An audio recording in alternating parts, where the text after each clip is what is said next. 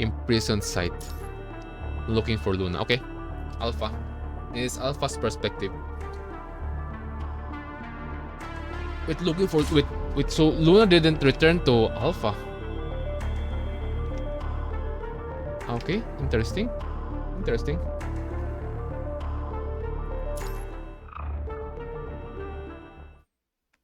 Interesting. Alpha.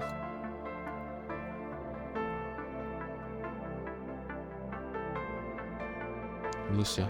Alpha. Right, that's what they call you now. Okay, this is Lucia's perspective. Other Lucia, so let's say the original Lucia. If it feels great, doesn't it? You're the real deal after all, so it's only right that you take the name Alpha. Yes, there is no need to share a name with a replica. The voices of her companions reach her ears. Lucia looks up at the empty and still rather unfamiliar city in front of her. Another me. Since I've chosen another path, I should cut off all ties with my past. That settles it, Miss Alpha. Why am I looking back on the past at a time like this? Why am I looking back at the past at a time like this? Alpha looks up, taking in the vast yet empty subterranean city. She does not feel a sense of belonging to the city at all. But as someone who has been moving in and out of city for a long time, she feels a sense of familiarity. A rusty bridge extended out into the distance, its other end enveloped by the fog. Even though she cannot see it, Alpha knows where the bridge leads. She cast away her original name here. So this is because again this is the past base, like former base of Luna. I think CT-75. In order to break with the past, Luna only gives her a silent nod regarding it when she returned. Luna. She repeats that name silently to herself and takes in the devastation in the distance. Where are you? Okay, so Luna is after what happened in chapter 13. She didn't go to Alpha. Alright, interesting. Where are you? I'm curious, like, where the heck is she? It happened on the last day. Once the Grey Ravens begin their descent into the Polyphage Abyss, Roland shares the truth with her. And then, Gabriel steps out of the dark corner, still acting as courteous as ever, but he can hardly conceal the deranged sense of menace he is giving off. Well, he's all yours. As Roland passes Alpha with a nonchalant smile, he leans over and lowers his voice. I'm going to deal with Gabriel's backup. Only then will Luna be able to leave the core. With a quick stroke of his chain blade, he leaps into the darkness of the core. By the time Gabriel moves to stop Roland, Alpha's already launched forward with her blade out. You betrayed Luna. Me? No. Miss Luna is the one who betrayed us. And you are the reason for her betrayal. You are why she was forsaken by the Ascension Network. Huh? There's no way Asnet betrayed Luna. At the end, I think she still regained her power. Because again, the being Ascendant doesn't mean agent doesn't mean you need to like take revenge or like a crazy purpose, right? No. It's not like that. Why she has lost the power of an agent? Why she... More like you take it. If she lost her power, why the heck do you need to use her as the battery of the Polyphage, right? What's the purpose? To make her, because she have the highest, one of the high, because she's an agent. She still have the title of agent. It means she still have the power of the Asnet, right? That's how I understand it, right, chat? Okay. If there's some stuff you can just chat and like put like just comment and stuff. Luna has never betrayed any one of us. Alpha's blade sliced across Gabriel's chest, sending sparks flying everywhere. Gabriel lifts off his tattered cloak, revealing his colossal mechanical stature. You really are the biggest threat to the Ascension Network. Are you not going to save your dear sister now that the polyphage has devoured her? I know what you're conspiring, Gabriel. You might as well have it written in your face. If I let you go now, you'll just become a larger threat to Luna. I can only hope that those grey ravens will last long enough for me to get to her. I can understand why you chose to believe in those inadequate constructs. They'll most likely become food for the polyphage. No. She trusts us. This time I'm choosing to believe in myself. And Gabriel. Yep. What I'm going to do now is destroy you. I will not forgive anyone who hurts Luna. Alpha raises her katana, her eyes burning with fury.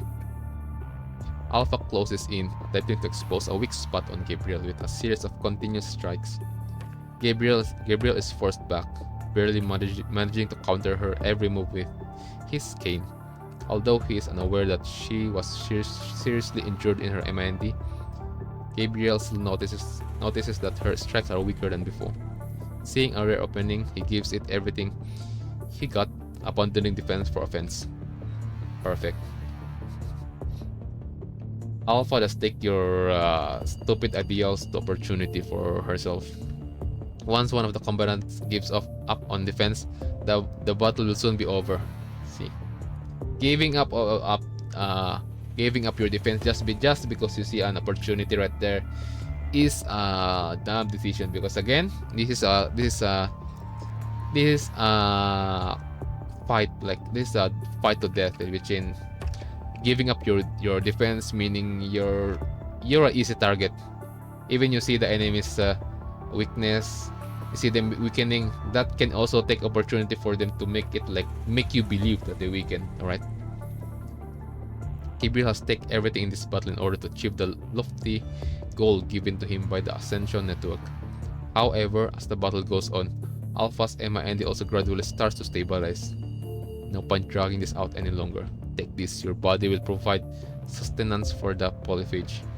Sensing that something is amiss, Gabriel immediately leaps high into the air and delivers an armor-pulverizing blow in Alpha's direction. But when the dust settles, the only person in the cracked ground is Gabriel. He is completely unable to hit the fleet-footed Alpha. His immense strength, of which he had been so proud of, is useless if he cannot land a hit. Gabriel's attack has left him completely open to Alpha's space-tearing strike. And with that, the battle is concluded. I cannot fault Miss Luna for relying on you. It's because, again, you're fishy to begin with, alright? You're a lot more fisher than our brother Roland. Alright, that's why. You're a lot more sus. Cannot. Okay. Gabriel crawls among the ruins, dragging his broken body. His legs and wings have all become nothing but scrap metal. Useless. Alpha steps over his broken limbs and walks over to his side, raising her katana. Clang, her katana bounced violently against an unseen wall. Yeah. Unseen wall? That's Vone blah blah blah. Alpha. An irrelevant call comes from behind her. With it, walls start to appear around them, getting thicker and thicker. Alpha pivots, turning around and slicing with her katana, but she is not able to cut through them. Another agent. This is a Vone, because again, if you talk if you're going to talk about the unseen wall barrier, it's only one person, the other agent, which is Vone. I forgot. Yep, you've become weak, probably because of that agent, because of Luna. You are, yeah, Vonnegut. Call me Vonnegut. I am an agent. So you are Vonnegut. Alpha sheathed her katana, calmly appraising the black figure before her. Looks like you've heard of me. Of course, if it wasn't for your ascendant underling, that incident would have happened. What incident? Wait, what incident? I only had him bring about what the humans had been hoping for all along. That Commandant Revenge. I believe he wasn't the first to hold those beliefs and won't be the last to die for them.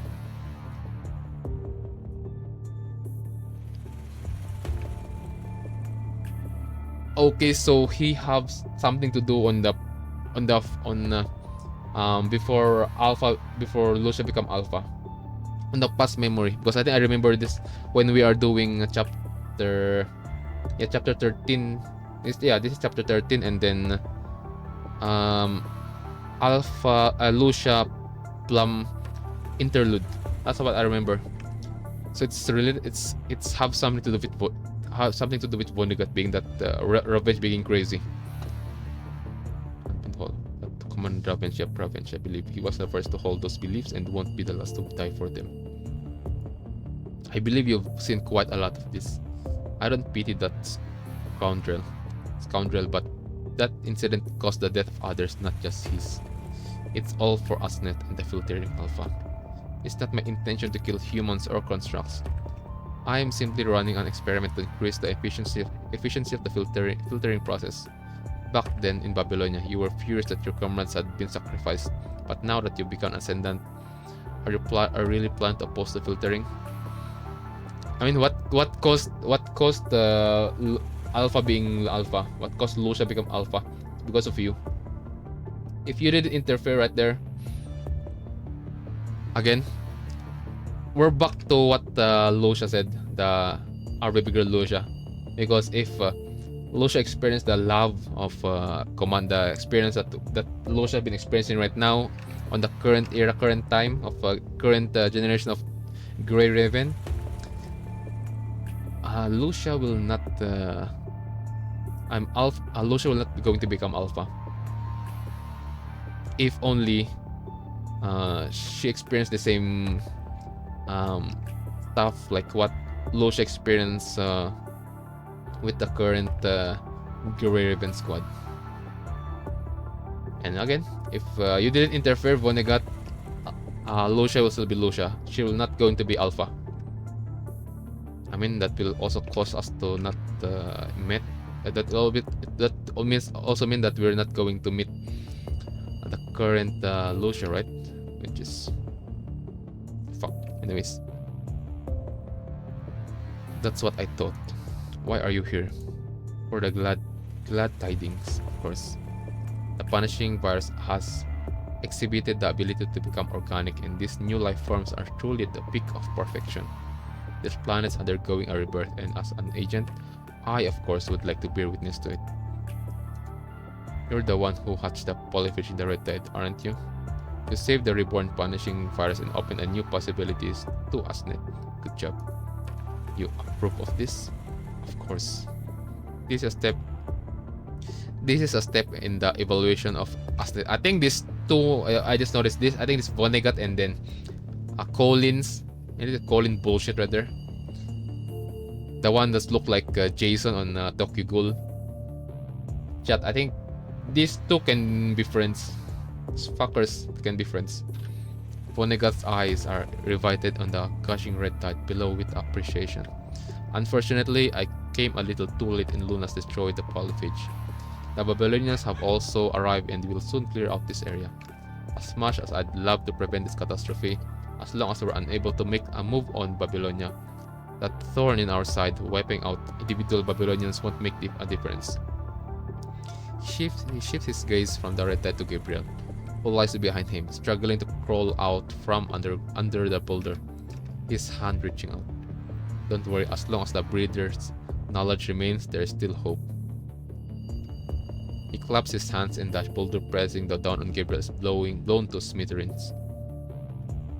It's kind of crazy because I'm kind of curious. What's Vonnegut's Vonnegut's power? Because again, Luna is like force, like the laser beam and stuff.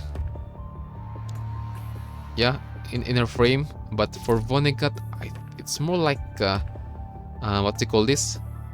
Telepathy? Well, no, it's that one you can control something like that without touching it, something like that. That's why. Alright, interesting. Vonnegut. Alpha, I'll undo the force field between you, but I have something to tell you before that. Luna's been rescued from the polyphage and is highly likely to have been taken by the Babylonians. You know what this means, don't you? Can you bear the thought of her having to go through what you went through? He smiles, and with a snap of his fingers, The force field in Alpha's way dissipated. She tightens her grip on her weapon, glaring at the person stunned between her and Gabriel's broken body. But ultimately, she chooses to hurry toward the abyss where the polyphage was. Get up, breeder. I know you're loyal to us, Net. You yearn for greater power to augment your body. So I'll bestow upon you a new life and a power that is befitting of the name Gabriel. In exchange, work for me. Ignore the two of them. Ignoring the two of them, Alpha hurriedly rushes toward the polyphage. But all that remains there is the Babylonian reinforcement. Whether to battle them or continue searching, she still cannot find Luna. Having the humans gotten her? Oh shit, a feeling of unease spread through Alpha. Oh shit, misunderstanding. But it is precisely because of that she has to search for Luna. Because she is family, her only family. Oh no. Oh shit. There's a misunderstanding here again. Hold on, chat. Let me just pee. Hold on.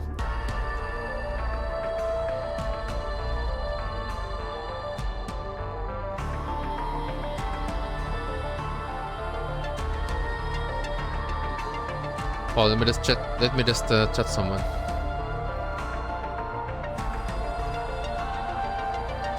Okay, let's continue.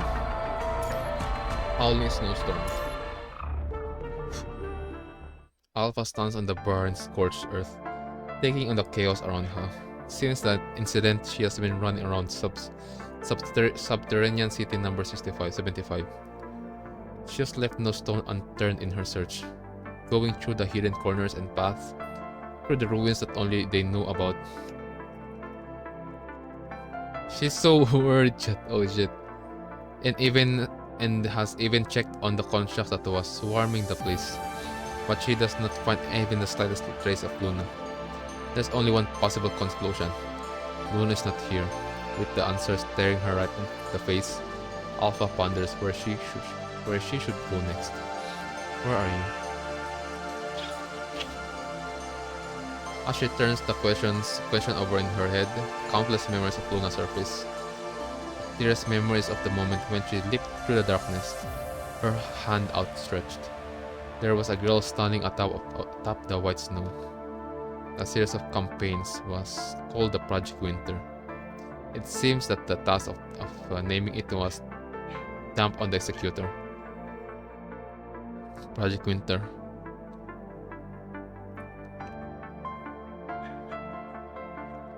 Okay, we're talking about Project Winter now because there's this memory of LUCIA about Project Winter, and also the scientists that took up that what do you call it? Yeah, there's two scientists there, and then even Asimov knew them. A science council. But if the executors can come up with such methods, I should say they really deserve the naming rights. Roland. Noises and memories were jumbled together, flashing through her mind. No, this is just noise. Since Luna disappeared, this muffled voice has been ceaselessly hunting her. She looks at the wide expanse of yellow sand before her, and her thoughts return to the past yet again. You're saying that when you become an agent, you hear the great deal of noise. That's right. No, okay. I mean, we already know about the noise because way back on Luna's interlude, because of Colin, that fucker Collins do some bullshit and stuff. That's why I thought that she died. I thought that Colin died. He died of like old age, and no. Recently we just saw Colin sitting there on chapter 14 right now. And he's also one of the reasons why we are on the confinement, so-called monitoring. That's right. What is it? They think of it as a catalyst. When I first became an agent, I didn't understand its true nature and thought the voices were telling the truth. Luna stopped hovering and landed between the ruins. So this is originates from Asnet? No, but I can't say for sure. There are symptom that emerges when the MIND has been damaged. Of course, this is just a simplified analogy. It's actually more complicated than that. There have also been many constructs recently who opted to simulate an injury like this to temporarily augment their power. Interesting construct. Perhaps when you become an agent, you'll be able to fully comprehend it. That's not a joking matter. You know I don't want to become an agent. Oh, perhaps I wanted to confirm that perhaps I wanted to confirm that for myself. And let me be frank with you. I have no interest. You're already burdened by the heavy responsibility of ASNet. If I become an agent too, who else will dare to help you? Thanks, sister. And then I want to headbutt Luna. Again, I've been telling this on when we learn about Luna's past, right? That's why. Fuck that. Who's that bullshit girl again? That freaking construct on Luna's interlude. Oh yeah, if I don't remember her name, it means she's that bullshit character, right? But you said that only by becoming an agent will I be able to comprehend that. ASNet imparts some knowledge that only it possesses, including long-lost historical records, and it happens when one becomes an agent. That's right.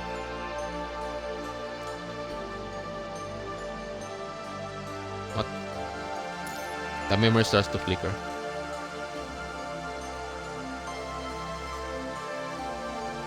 Did my game died? Okay, never mind. I thought my game died. Tell us how the humans of this planet are diseased more terrifying than a punishing virus. Who's that?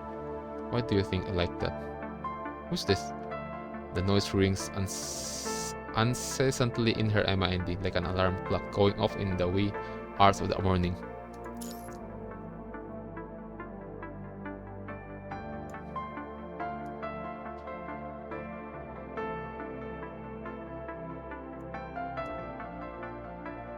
Oh, this is Luna. I think that the one would still know. Wait, this is not Luna. This is something else on her MIND.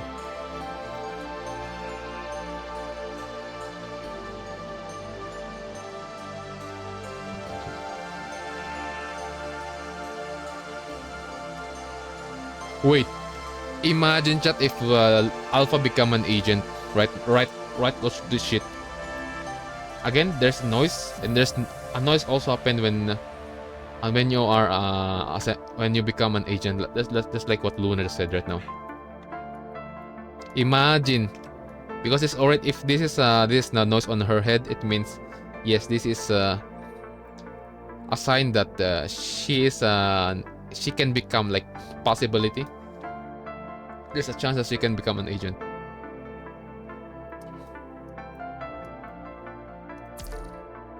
A noise rings incessantly in her mind, like an alarm clocking going off in the wee hours of that morning. Because of that incident that caused you to leave Babylonia, or because of Luna becoming an agent? No, these incidents were just the starting point. Then start the starting point. The noise sighs as if expressing great regret.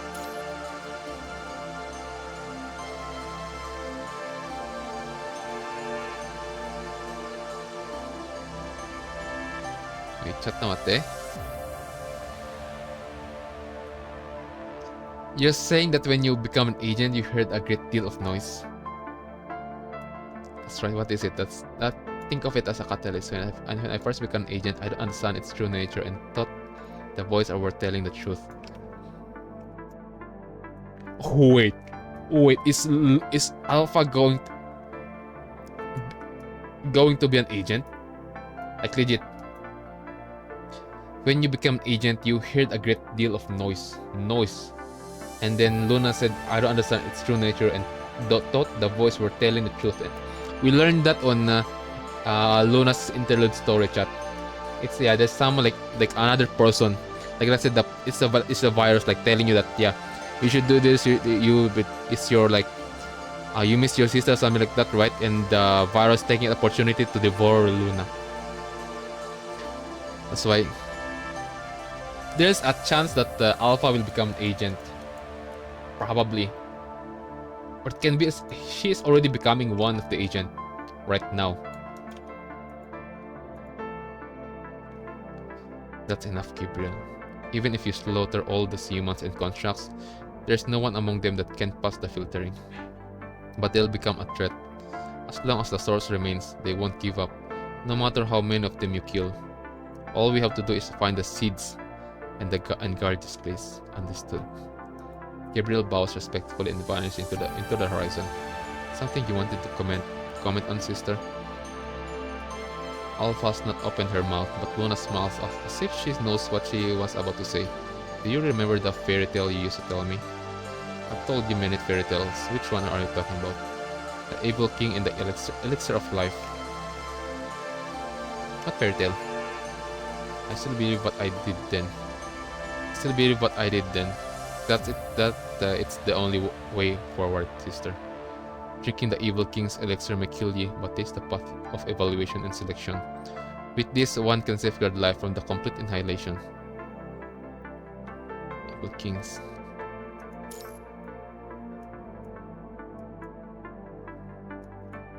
In short, taking on the power of the evil to yourself as an opportunity to move forward in the future. Is that what the Luna is saying right now, chat? That's how I understand it. But the relationship with this one can safeguard life from the complete annihilation.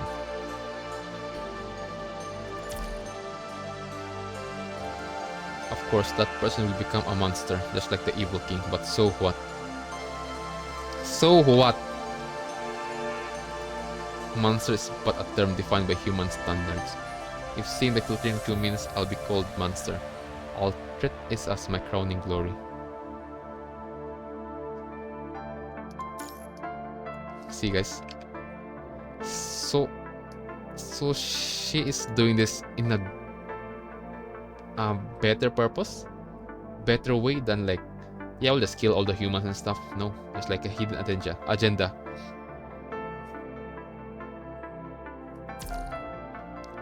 Will you want others to survive? Oh, hello, Star Slug. Of course, even if I become a nefarious villain in the eyes of the humans, a villain needs people to be subjected to their villainous deeds. Not only is this wish mine, but it's also the very purpose behind Asnet filtering process. That's why I have to complete Asnet's mission. But the humans who are still flesh and blood with the deep-seated prejudice aren't able to even pass the preliminary filtering process with the punishing virus. Okay, interesting. Even if I become a nefarious villain, the eyes of the humans, villainous people to be subjected to their villainous deeds. And then again, Luna said that yeah, I can become a monster. I will take, because he even said that I will drink the Evil King's elixir. It can even kill me, but there's a but here. This is for I will gonna do this for a good for. This is for like better cause for everyone. Not only for my selfish thought. It's for everyone's cause. That's how I understand this part. Evil King's elixir may kill you, and she drink it. And I don't care if humans will call me a monster, a villain, but a villain needs people to be subjected to their villainous deeds. And it's the purpose of the Asnet filtering process. Oh. That's why. Interesting. She still have the ideal of human. So it means yes, this is a greater cause with a severe consequence.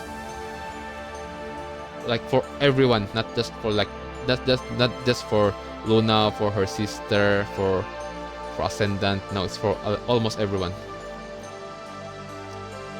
Luna turns around and gazes at the fiery red clouds in the distance. After a long time, she gently shuts her eyes.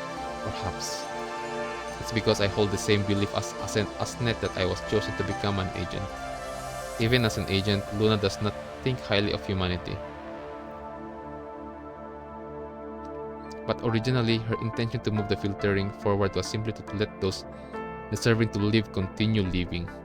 I mean, yeah, that's that, because the first if ever that nun, Sister way back on Luna's interlude chat, if she accepted the Luna's proposal, she's the very first one to become ascendant at their right chat. And other than that, she declined. She said that yeah, I'm going to die as me, not as a monster. And again, the nun know Luna because she's the one who take care of Luna and Lucia in the past. So okay, salute for that nun. Those who gonna watch the vote of watch the YouTube upload of character interlude later on, yeah, you will see that. You will see me react to that nun. That's why I've been like questioning, like, how is that this nun is related to chapter 7 hidden story, I think. The hidden chapter 7, chapter 6, I forgot. Even though she had her own reasons for doing it, it was not born out of hatred and chaos. At least in the beginning, that was how it was. Oh, are you alright? Relax, fate has too much in store for me to let me die so quickly. For someone like you to be talking about fate, what exactly happened? Hey, someone taught me a lesson. This time it was a contract who brought a gift. They hit it really well. I had to give them that. Those humans are also constantly changing up their tactics. They had their comrade blow himself up. That's right, and he didn't know what he had on him. Otherwise, I'd have been able to sense that something wasn't right. You survived the encounter, but what about him? Dead as a doornail. I only survived because I was far away. That guy who Roland was working on recruiting, wasn't he? It wasn't easy getting him on board. Even after sustaining such a huge losses last time, the humans still aren't giving up and trying to get a glimpse of the secrets of the Ascension Network. What are they really after? Perhaps they wish to make their constructs immune to the punishing virus, and instead have their bodies augmented by it, just like an Ascendant. Or maybe they simply want to be able to control an Ascendant or even an agent. There is so much they can gain from it. They are the puppet masters, having their underlings kill one another while they reap the benefits. That's their modus operandi.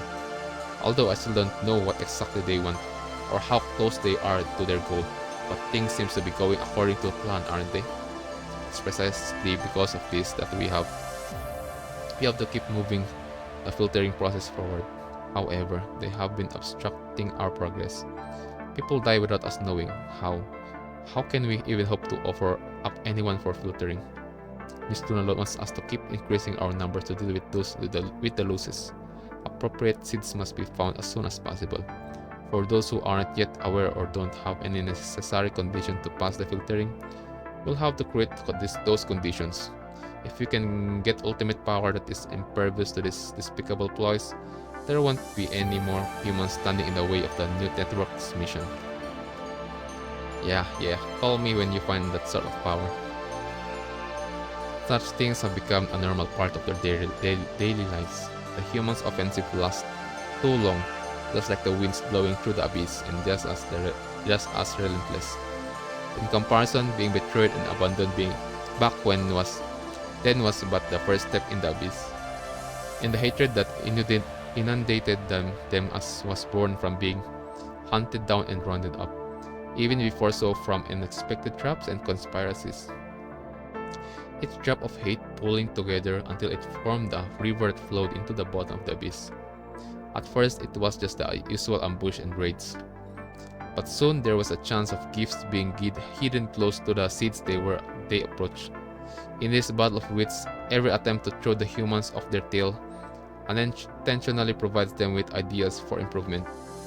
As a result, their methods have become more subtle and nastier with each iteration.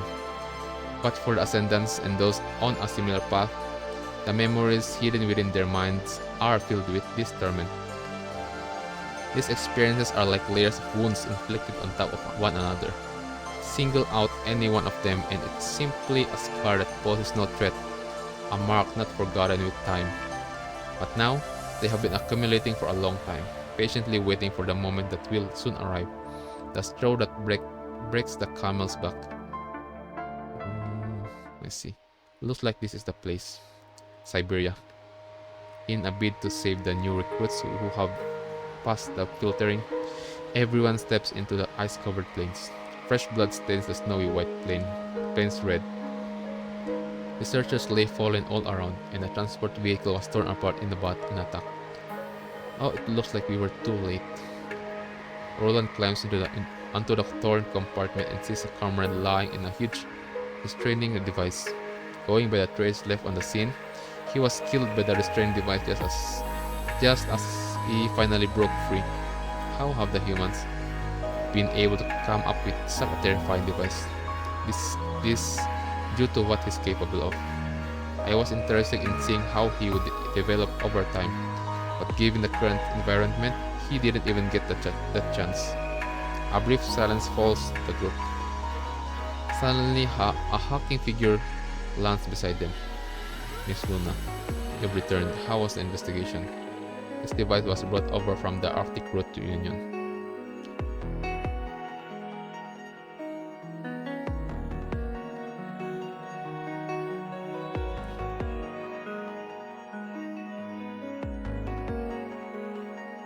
Now this is chapter...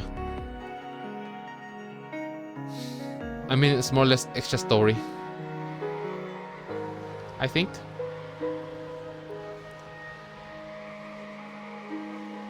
A new military post has been set in the east. It's very well hidden and there are similar devices within. There are also a few researchers stationed there. A military post to the east. I previously carried out reconnaissance with when Alpha came from the narwhal. But I didn't see any military post then. Besides, the people outside are ordinary folks, so why would they suddenly possess such a device? Either they had been deliberately hiding something, or someone has shared the devices and technology with them. But there's a greater likelihood that it was a combination of the two. The local residents may not be aware of this, but there is a secret hidden beneath this snowfield. And it's because they are inherently capable that they've received visitors who want to share their technology and devices with them. In other words, the ARU, Arctic Route Union, is working with that group from before. That's right. Don't those people fish for a living? What they're to gain from working with them?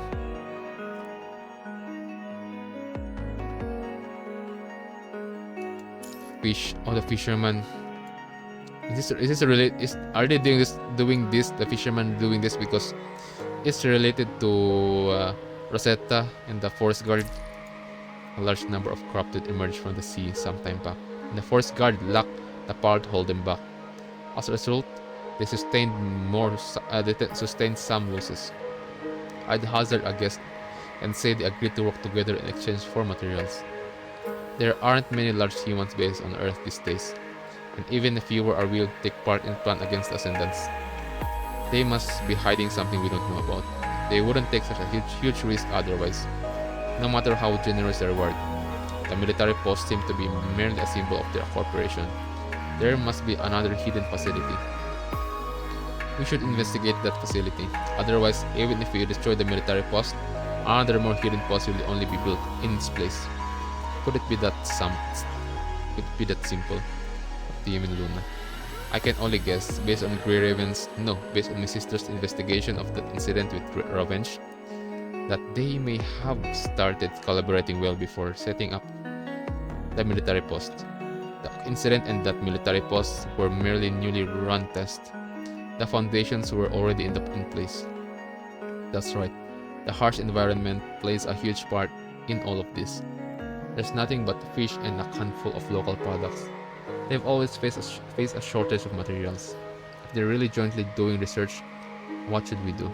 Annihilate everyone here, of course, and nip the problem in the bud. There's no need to go that far. The vast majority are just fishermen, and are working with Kurn in exchange for the materials they need to survive. All we have to do is destroy the research facilities.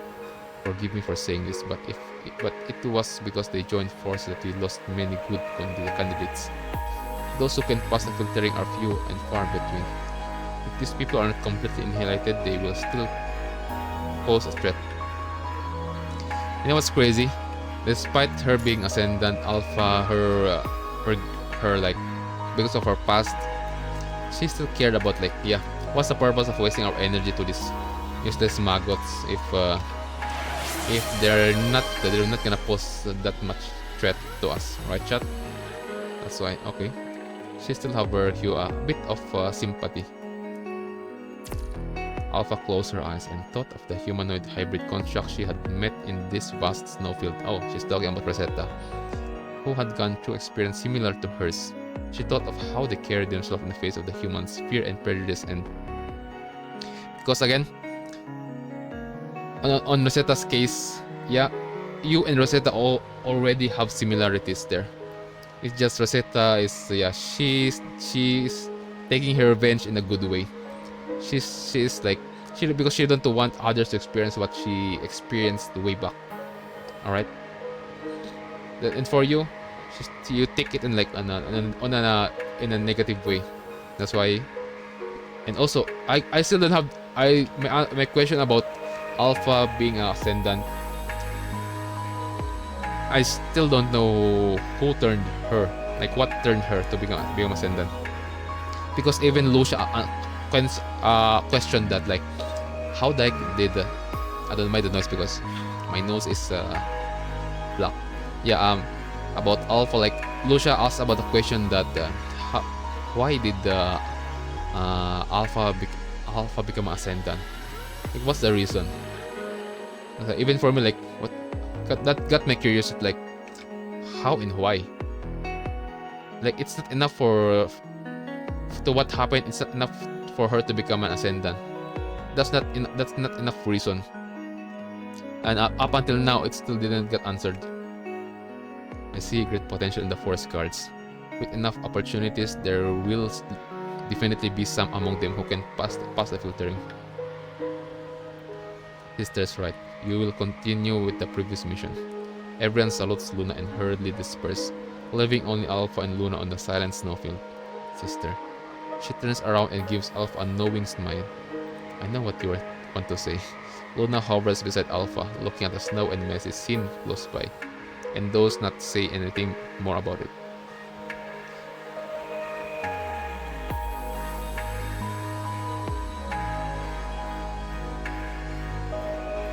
Even Alpha is like, she said to Gabriel that she used opportunity to, like, the Force Guard opportunity to, like, not point the reasoning to Lucia for her to have the opportunity to be to pass the filtering. I think that's how I get it right now. I guess it, I mean. Or maybe my brain is braining right now. Did you meet Alpha? Did you meet Lucia? Yes. What do you think about her? Nothing in particular. She hasn't lost hope. That commandant looks pretty special too.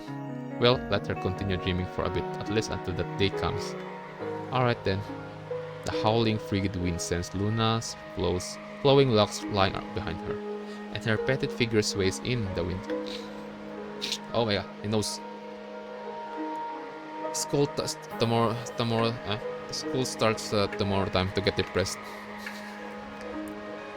Yeah, that's the life of being a student. Alpha closes the gap and takes Luna's arm.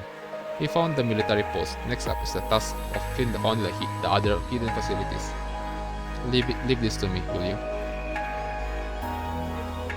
While investigating close near the military post, she has a surprising encounter in the snow.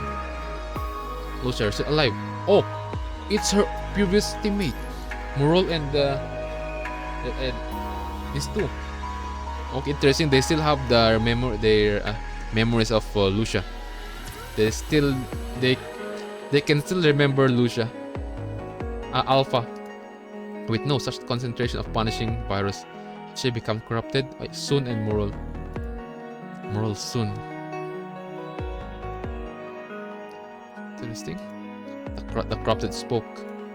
It's a long story, and I don't too close to me or you'll be infected too. She is secretly suppressing the punishing virus with her body while warning them, trying to prevent the virus from spreading the two of them. See, she still have the hope, like what if. That's why again there's also a reason like why she didn't kill Lucia right there on chapter, guys. When because the other day I'm checking my videos on YouTube about my reaction on chapter 0. I see someone commenting that, oh my god, now bro said that, I think he said that now looking back on chapter 0 on the prelude, there's a lot of foreshadowing there. That's why again, my main reason there that I'm curious on chapter 0 also after continuing up until now on chapter 14 is that there's a reason why Alpha let Lucia live. She can just kill Lucia on that spot on chapter 0 of prelude. And why she didn't? It's not a reason like it's because she wanted to. It's not because she's already strong right there, and it's only like Lucia and then Commandant Liv and Lee. It's enough for her to kill them, and the time they're not that strong. So there's a reason. Like she still have a bit of hope. I think it's a hope, or like what if? No, you know that question. What if there's a chance of something like that? There's a hope of something good will happen later, something like that. That's why even this time, like she didn't go straight like killing Moral and Soon, right? She still care. She still care for her previous teammates, and other than that, her teammates, previous Grey Raven teammates, also remember her. Why are you here? They said there was something strange with the corrupted number.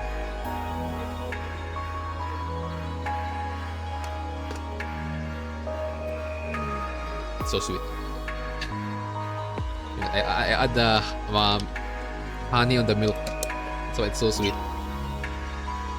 I don't want to like fuck up my teeth on my left side because it hurts.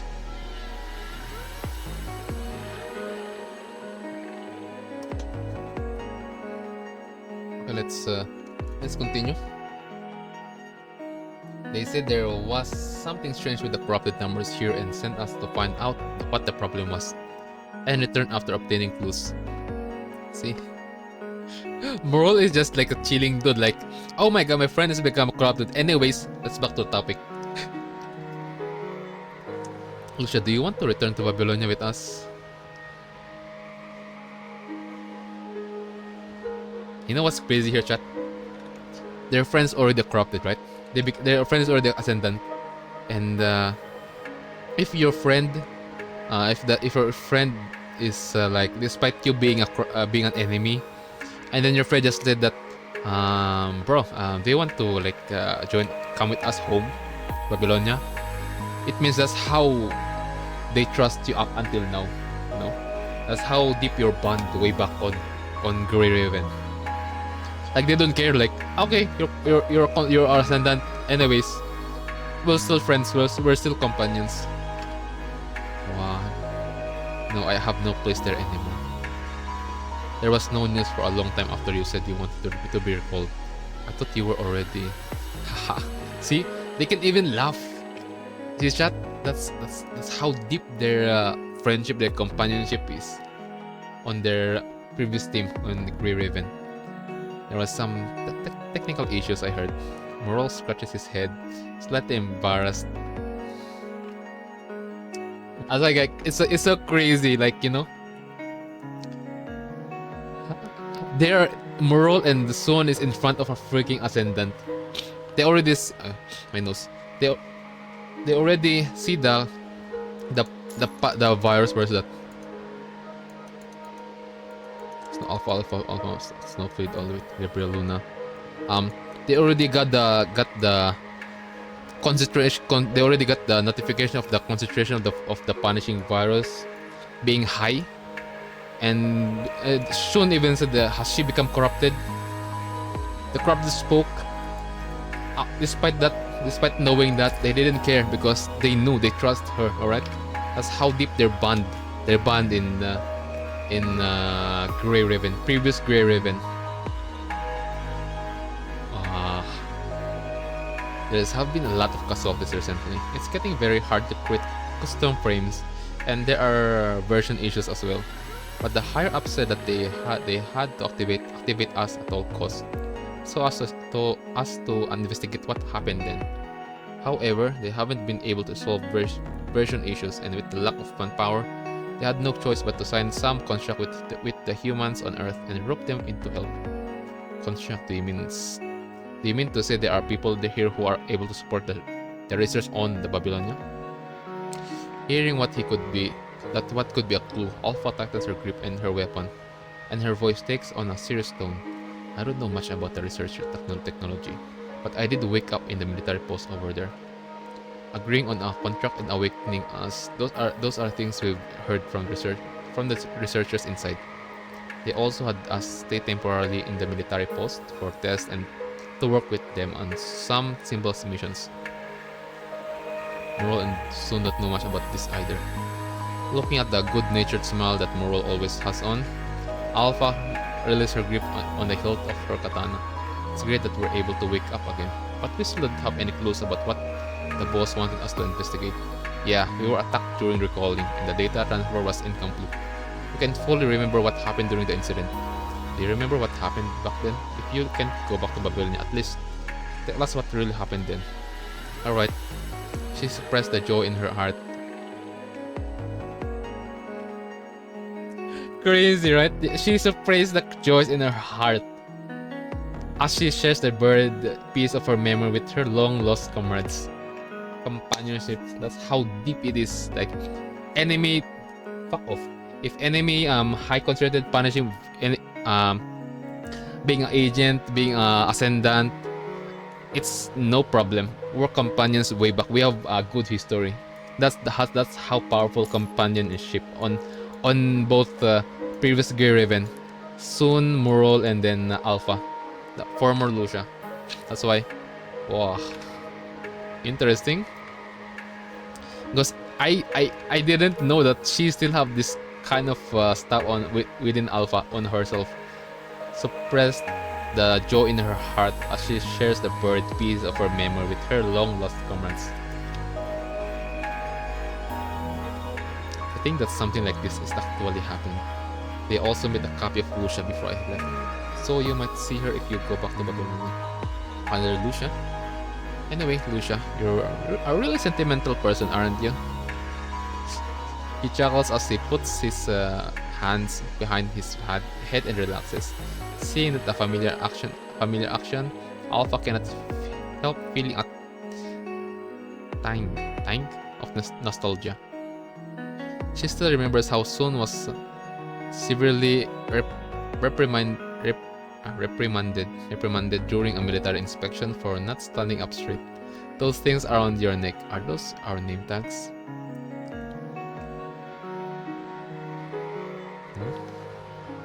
Is it this one? Or this one? Oh, on her neck, is it? On her neck. Around her neck. This one? Oh, this one!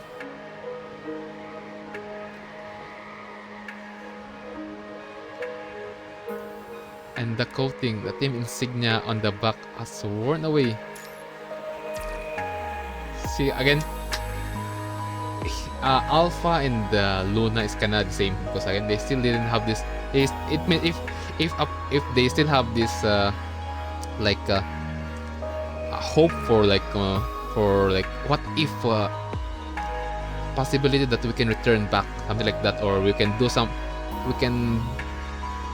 something like despite us being ascendant, being an enemy of the humanity, and for the greater cause of everyone. What if they still have this question on them? It means again it's already a sign.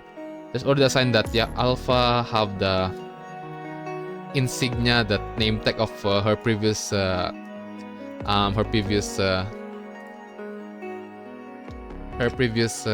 team and stuff like that. And also Luna have the like hope for like, what if I will take this power for again. She even said that yeah, I'm gonna take this evil power for me for the greater cause for everyone. not only for myself or my selfish thought and stuff, right? Despite her being betrayed, or her getting fucked up on her interlude, right, on Luna, because of that fucking childish construct. Even Colin said, yeah, you're just a fuck up construct here. Sentimental? No. This was just to remind me to never forget what happened. No.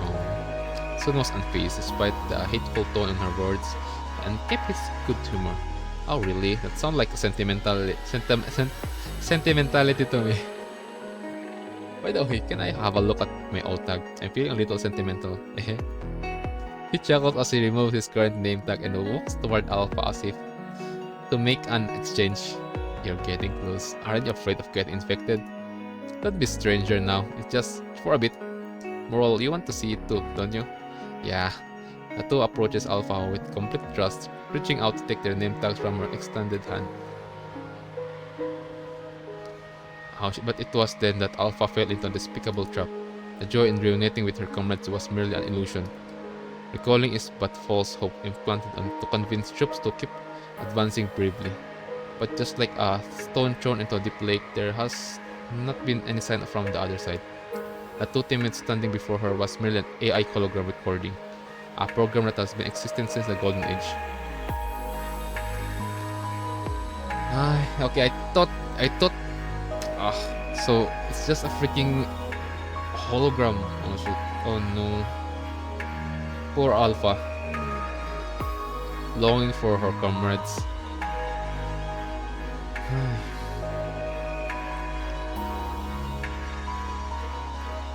As the illusions fell to pieces, so too deep did Alpha euphoria, and all that was eventually left was the multiple forceful binding her. It's really okay to do this. Everyone said that these guys are basically corrupted that possess the same level of intelligence, so there's no need for us to sympathize with them. Anis felt the director's plan was foolish when he first came up with it. How can a corrupted be sentimental? If someone deceived me using my dead friends, I'll definitely, yeah. You two of you, you're cooked. Take your bleeding hearts and stuff them somewhere else. When did you get here? These monsters are our enemies, just like the corrupted and the punishing virus. Whether they have feelings or not doesn't matter. You're just selfish, that's all. In order to survive, we must continue our research with these methods. Now we're back to the question: How did the Babylonia got the data of Alpha? How did they got the data of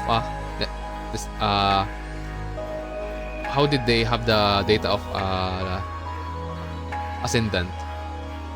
The answer is being clear. That's how, because again I'm like curious, like how they got the data for Plum Lucia. Okay, I think this is the method. Because even Asimov is avoiding that question. Interesting. If we are to live to see the next daylight, sacrifices are unavoidable. Instead of sympathizing with the enemy, why don't you have a look at your material reserve for the next month? Sorry, Director Kaplan. Continue your work. It's too late to turn back now.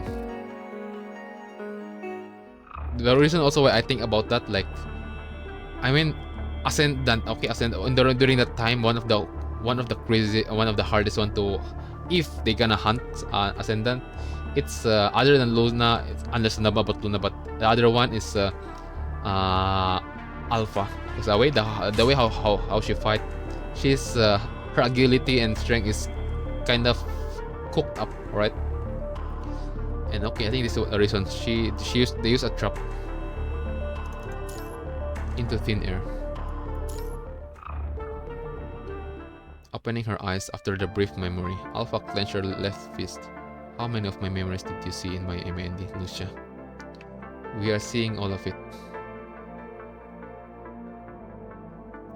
The mission from Asnet, or the pitiful wish of those wishing to ascend, but reaching a dead end, or could it even be those despicable traps by the humans? But more than likely, she had only caught a few scattered fragments in a hurry. Besides the incident, which Lucia will surely recall, Alpha has other countless memories of nights when she was fed up with the senseless sacrifices. But the killing did not stop at the living. Even the memories of those that have passed on, the hints of warmth they left behind, were brutally destroyed. That is the only thing she cannot forgive. That was when it started, wasn't it? The last time we have this kind of vision shot is Luna on her interlude when she is becoming an agent of Asnet. It means only one meaning. Alpha is going to become an agent. The noise, and even Luna said about the noise, right? First thing, noise. Second thing, there's two personality within Lucia right now, and also that with Alpha, I mean. And the last time we see this happen is on Luna's interlude, and also on chapter 13 when Lucia's accepting her memory, like when she's using the plum frame. It's kind of understandable because she's diving in on the deep memory of the frame, right? Suddenly, Alpha hears a noise in her head. She shakes her head. You were gradually robbed of everything you had and ended up with nothing. But it was because of this that the Ascendants began their subsequent operations. Heading to Kowloon to steal Waxu was to topple the main culprit hiding in the Eden's shadow. Eden's shadow. Although they each had their own reason for doing so. The crackling noise echoes in her hearing module. As Luna said, the noise serves as a catalyst, constantly stirring up thought buried deep in the mind and amplifying ill will. Alright, conclusion. Alpha is going to become an Ascendant. An agent, more precisely. So there will be a fourth. There will be a fourth one. Alpha knows that strong emotions are the basis of the Ascendant. Only with them can one obtain the energy of the Ascension Network. Be the newest agent and gain the strength to keep advancing. See? I'm already like 100% sure, and this bro is saying that the newest agent and be the newest agent. We're 200% sure now. I don't need it.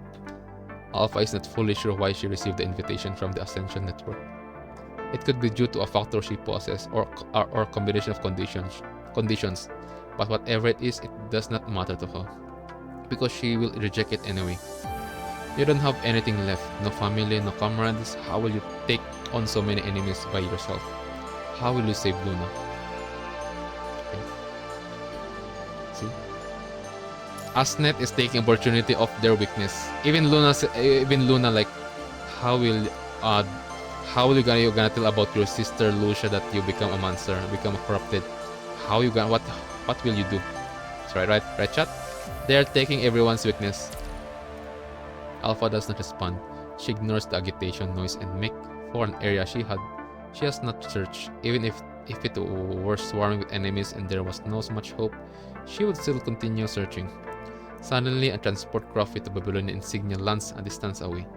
The hatch opens and a person walks out. Such a concentration of punishing virus.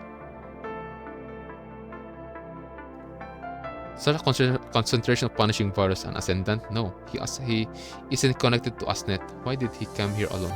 Wait, what? A Babylonian citizen having a concentration of punishing virus? Wait, what? He? Who is this with? Who's this person? He. Such concentration of punishing virus. It's freakingly from Babylonia. Wait, what? Who is this? Did I miss something? Is it Chrome? Once the transport craft departs, Alpha follows him. Suspicious, she sees him approaching his comrades. Are they here for the remnants of the Red Tide or to search for Luna? She dodged into the ruins to sign in order to continue observing the four. It's a Chrome. It's the one that been Alpha is the one who been like sneaky on early part of chapter 14. I mean after the part to which Chrome Arclight frame transferred to Chrome Glory, something like that. Okay, and the one, because I said that it's Chrome because again his frame is same data created by from same stuff like LUCIA Plum, right? And the LUCIA Plum is based on Alpha's data. So Alpha, their main source, their main root, their main root is Alpha. So which is Alpha is an ascendant, right? So okay, that's what they said. That like okay, but that's what makes me like interest, like how like there's a punishing of virus in a freaking Babylonian transport craft. And there's four. It's four is a strike hook, and then Lucia. Four. Wait, where's Aslo? Where's Commandant? Fifth. Wait, is this other person? Other group? Oh yeah, it's Chrome. It should be 5, right? Or 4 because she meant that it's for construct. She didn't include the commandant. Who was that? Huh? Oh, it's Camu, the one that she detected. It's oh, so this is the first mission. Like before Chrome got cooked by Vone. By Vone, yeah. Because yeah, strike hook and then Camu. And Camu, because he is a transcendent, so okay, understandable. Oh, someone running behind us. Camu looks back, but the barren lands devoid of life. Let's go check it out. That figure ran off to the west, right in the direction of our target. We also need to check for any signs of the red tide. Leave it to me. The terrain here is too difficult to differentiate. Camu, we can split up after we reach our target. Okay. That's not the Grey Ravens. Okay. From the shadows, Alpha watched the four from a distance to see and sees them holding a detector. It seems they are looking for something in this barren land. They found the remnant of the red tide below. The sewers below us used to be abandoned before they were taken over by the red tide. There was a simple reason for their abandonment. Underground City 75 was spread out and the sewers fell into disrepair a long time ago, resulting in collapses every now and then. Many places like this, where people do not usually visit, exist in Underground City 75. But to find Luna, Alpha decided to research every nook and cranny. When Longinus descends, Alpha just concludes her investigation of the surface. With her newly obtained clues, she returns underground and recommences her research. A violent shaking comes from the surface, and the intense heat can even be felt from the walls below. Although Alpha, who is trailing the task force, has anticipated what will happen, she cannot help grimacing when the tremors and the searing heat hit. Just as she plans to continue trailing them, she hears the sound of waves in the distance. Looks like the humans didn't manage to completely get rid of the red tide. She listens carefully for the direction of the gushing red tide and realizes that it only lasted a moment before being drawn out by the shaking earth. The amount of red tide has decreased, and it's coming from. Figuring out that the sound is coming from unknown areas, Alpha quickly chases after it. Just as she is about to arrive at the spot, she finds the way forward blocked by a thick stone wall. Oh, that's interesting. I've told you before that the only thing behind this wall is the abandoned sewers that might collapse at any moment. No different from an agent who has lost their strength. Ignoring the noise in her mind, Alpha conducts a quick search and finds a control panel to a secret door in the corner. This area was recently submerged by the red tide and shouldn't have been discovered by the humans. If the red tide... Bro, Asnet, your target has been avoiding your invitation. Shut up for now. If the red tide has escaped in this place, it's likely that the agent and Gabriel are also here. Who knows, perhaps there might also be ascendants under his command. No matter how strong you are, you have no chance at taking on so many opponents at once. If OMAGAD and Gabriel are in there, Luna might be there too. Besides, unless there is a definite chance of victory, I'll avoid any battles with them. The clamoring noise fell silent once more.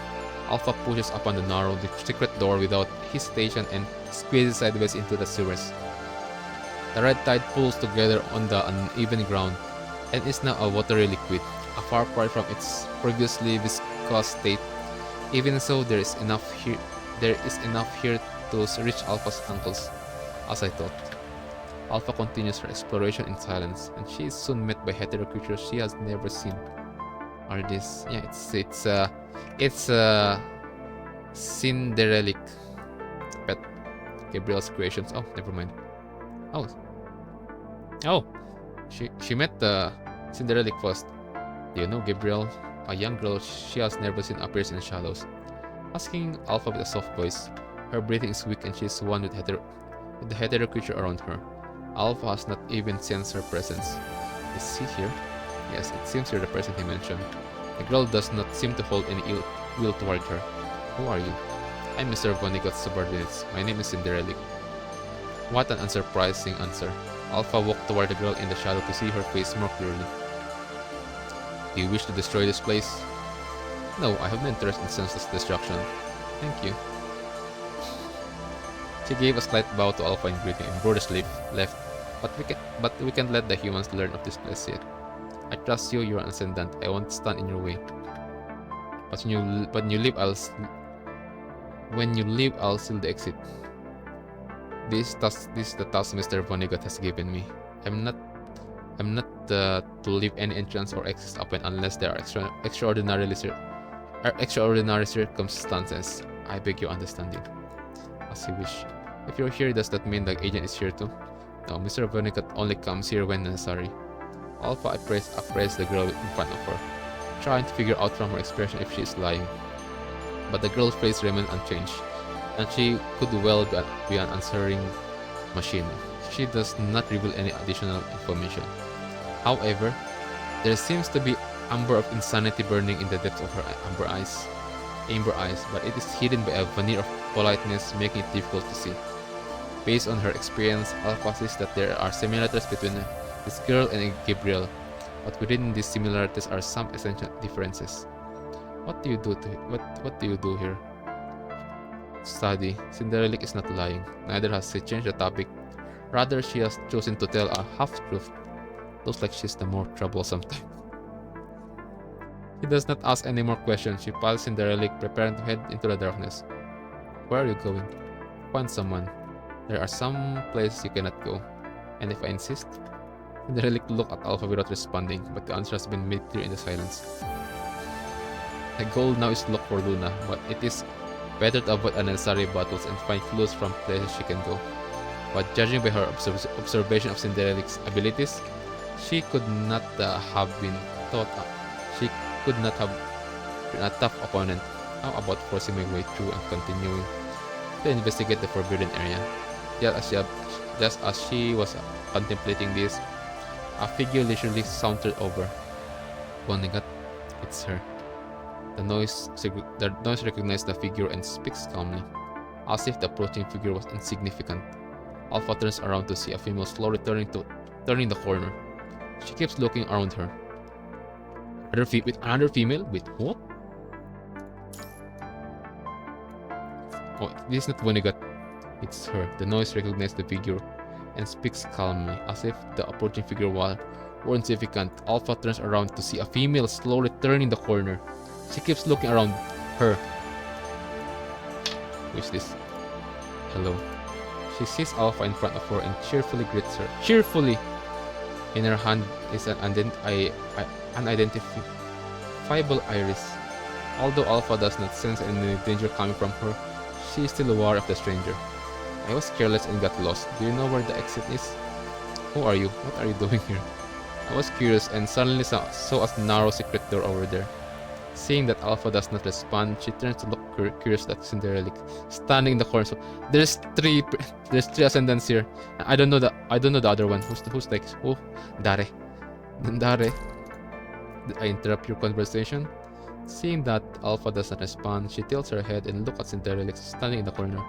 The mundanity and normalcy of the words have left Alpha unable to answer. She glances at the Cinderella, who also does not seem to understand what's going on.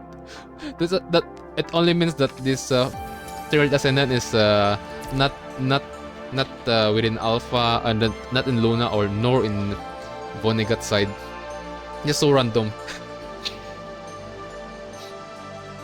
Looks like you're not the one of Vonnegut's ascendants. Yeah, that's right. I'm like him, an agent called here by the Glad Tidy. So this is the third agent. First Luna, second Vonnegut, third is now. Is this so random? This random person. But you know what's crazy, chat? You know what's remind me of this? This kind of vibes. You know this noise the noise recognizes a figure and speaks calmly as if the approaching figure were insignificant. Hello, and she just say hello, and then because her vibe for some reason, I don't know, man. I was scared and got lost. Remember that, guys. Get lost.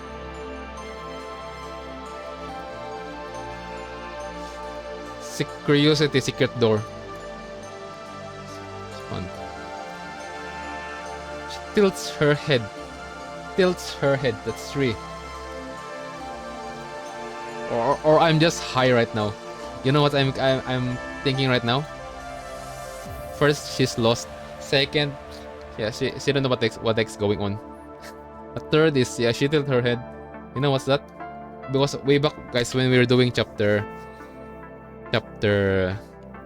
extra story chapter 2 on Umberia, when we are doing hidden, it's Nanami, right? And the last part of that hidden is that she's like worried about something. So I expect like, is this Nanami? Head tilt. She kind of like lost, narrow, and suddenly saw a narrow secret door. She loved adventuring. We saw that on when she met Rohachi, right? And then second again, she freaking appeared out of nowhere on Siberia, on the bear. Yeah, on the bear, you know that, right? On one of Umberia's soldiers, like out of nowhere, like Nanami just end up coming here, and that's why. Okay, so just randomly pop out of nowhere. This is Nanami. Imagine, guys, if this is Nanami. I'm so crazy because I've been like, every time I'm curious to something, I've questioned, I've like, it's kind of like stuck on my brain, and when I continue story, I kind of like add some stuff like, what if this is Nanami, like, because she tilted her hair. That's very very normal Nanami stuff. And then other than that, she lost. That's Nanami stuff also. And so let's see though. I'm just assuming, right, chat? I'm just assuming. But it seems he's taking care of everything here. There's nothing that requires my help. Never mind, it's not Nanami. An agent, what is your name? Name? It's not an important piece of information. She lowers her eyes and stalks the loose strands of her hair. Her hair behind her ears with her delicate fingers, smiling innocently. This is not Nanami. This is not Nanami action. People have given me many names, but the most common one is the Merciful One. The Merciful One. Interesting. Merciful One. Giving me people many names. Other than that, chat, there's this question on extra story chapter 1. On the last part, there's 2 person talking. We are just a spectator. We're waiting for that person to put on the chess piece. After that, there's also scene. I don't know what part of the extra story that there's this robot talking to someone, like a person. And she know about Babylonia. I don't know if she or she is a he. But yeah. Interesting. A merciful one. If you require a name to call me by, you may call me that.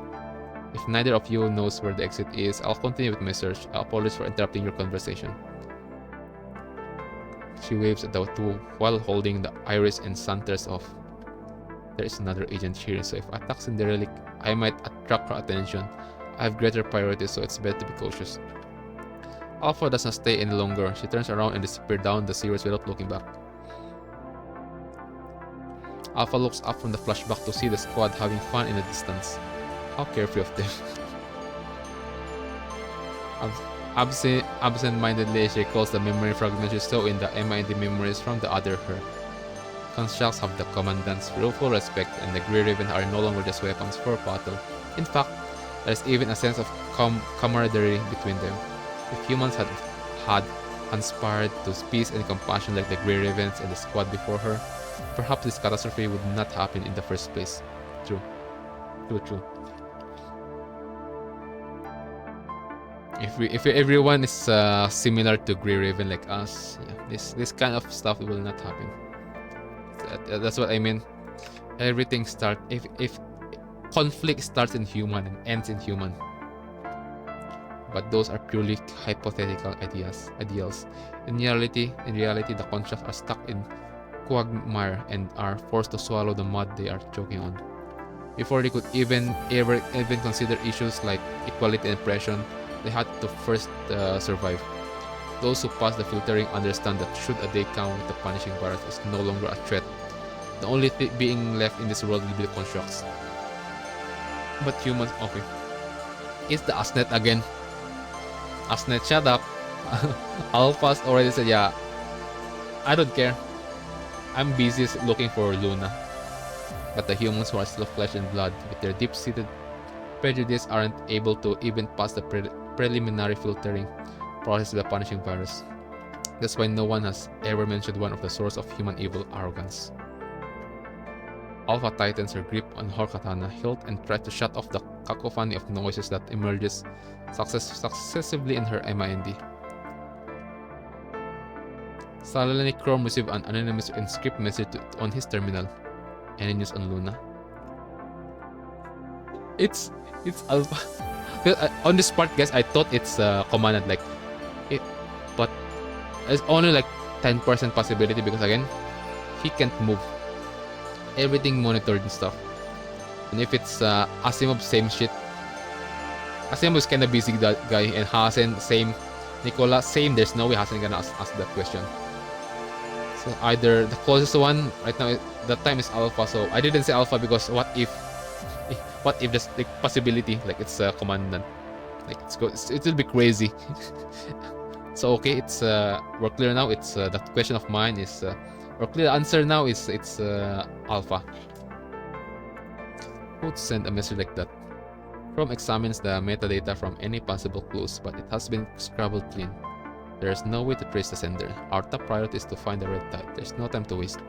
We may not be able to trace it, but I'm sure you have a pretty good idea who sent it.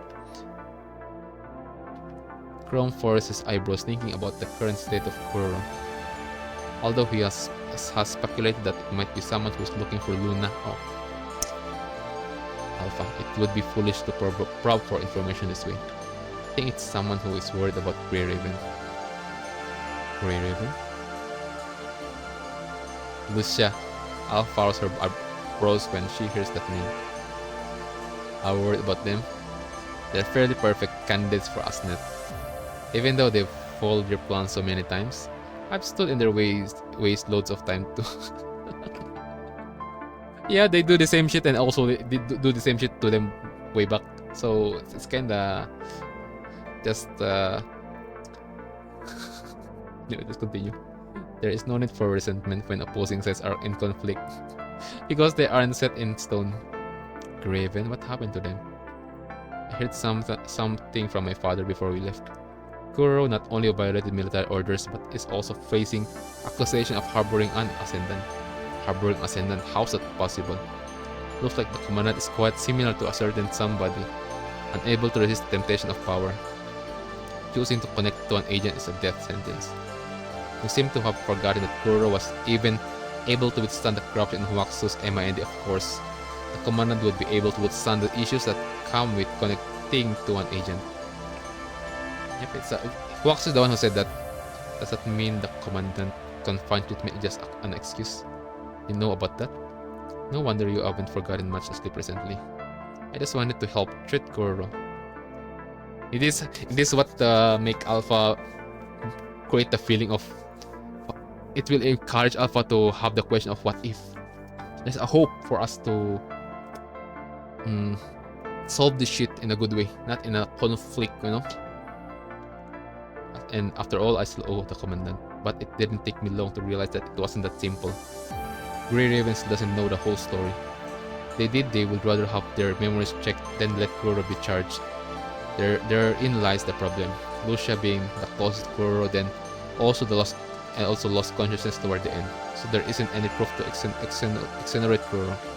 Unless someone can find the target's warbots, they're going to be monitored indefinitely and prohibited from performing missions. Besides Kuro, who else would know about Luna's whereabouts? At least this means Luna isn't in Babylonia. That reminds me, Hasin looks like he had something weigh on his mind this morning. There have been some other oddities as well. Seeing that Kamui wants to question Wanshi, Chrome sticks out his hand to end the conversation. This is not the place for chit-chat. Our top priority is the mission. Save it for when we're back in Babylonia. Yokai. Grey Raven. So that's why they were on this mission. If Kuro knows what happened to Luna, Babylonia is using monitoring as a cover to protect the commandant. Nope. If not, are you choosing to trust humans? Alpha is silent for a moment. I just don't want to ignore a possibility. See, what if again? We're in question. What if, right? The word what if been circulating in my brain because now we have Luna act, how Lucia act. I mean Luna and then Alpha act. Well, after we understand their story, guys, I still haven't done interlude of Alpha. So yeah. If Kuro really doesn't know what happened to Luna, and this was planned by the humans, a commandant who can connect to agents will only endanger ascendants and agents. As long as Kuro, Lucia, and the Grey Ravens are loyal to Babylonia, Luna won't be safe from their future plans. But when you question Lucia in the MIND, didn't you hold on to a faint hope that she could provide another possibility path for Luna? Hope? Those words were just reminded not to be so naive. Whether or not she is ever thought about this is not an issue. She will never allow Luna to coexist. But you believe she will save Luna. Because I know myself and I'd never stand on the sideline even if I didn't remember Luna. At the very least, I'll try to make contact once. Besides, Grey Raven's mission was to destroy the polyphage. If they hadn't pulled Luna out, they wouldn't have been able to complete their mission. The Strike Hawk squad started talking again and the noise fell silent once more. Looks like these carefree fellas have found the right passage. You want to help them? There are places in the series I've never been to, so I could wait for them to draw Cinderelic and Vonnegut's attention and sneak out. Besides, if they return alive, Babylonia will know what happening here. Hold guys, let me just BRB. I drink too much water. Let me just refill my water. We drink freaking 2 liters today. Crazy, right? Because when I got a headache the other day, few days, when I end my stream on PGR, the reason is that I didn't drink. I'm dehydrated.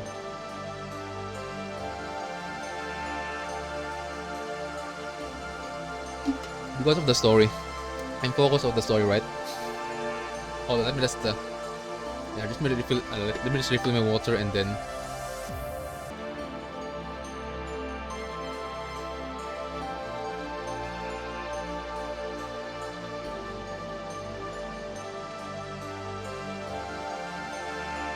If they return alive, Babylonia will know what's happening here. Babylonia will then turn their attention to him, making it more convenient for me to take action. Alpha dashes into the pervasive smoke, and her last sentence is lost in the wind. Lucia. No matter what choice Kuro makes or what the commandant has to face, You'll be pushed and shoved until you're standing on a starting point. Let's see. In short chat, on how we understand the Alpha, she's she's worried about her other sister, LUCIA, which is let's say her clone, right? Our baby girl, I mean. Meet again. Alpha leaps into the fumes, and those in the distance also notice some movement.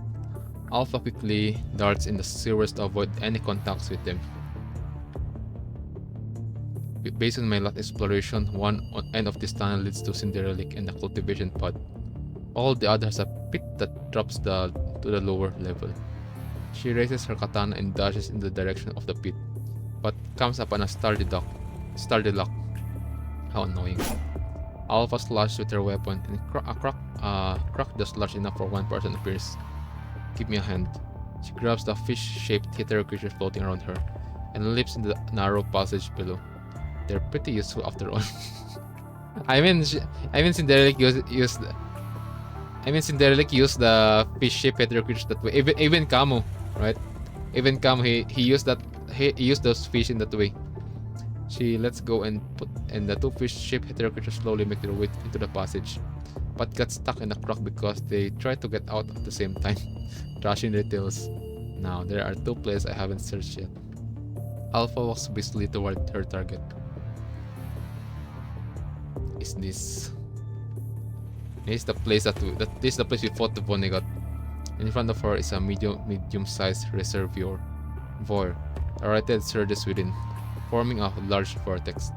At the center is a mechanical apparatus, pumping the red tide through the sewer pipes like a heart. Oh, okay. So this is the one that Chrome destroyed. Fought, I mean. This is the transport core of the red tide. Never mind.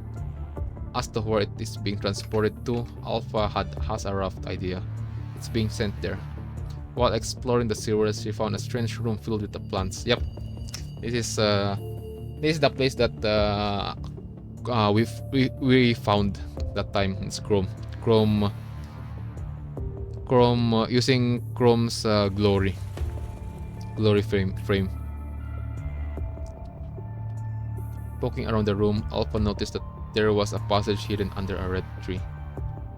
She wants to head down for a look, but Cinderella's sudden appearance threw a wrench in her plans. Although she is not sure, she has scoured almost the entirety of the area, with only the hidden room remains unexplored. Look like that's the most suspicious place.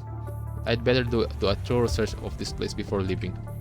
Alpha frowns, looking for a safe area from which to dive into the red tide vortex. Oh. Wait, is she going to meet another agent again? The merciful one?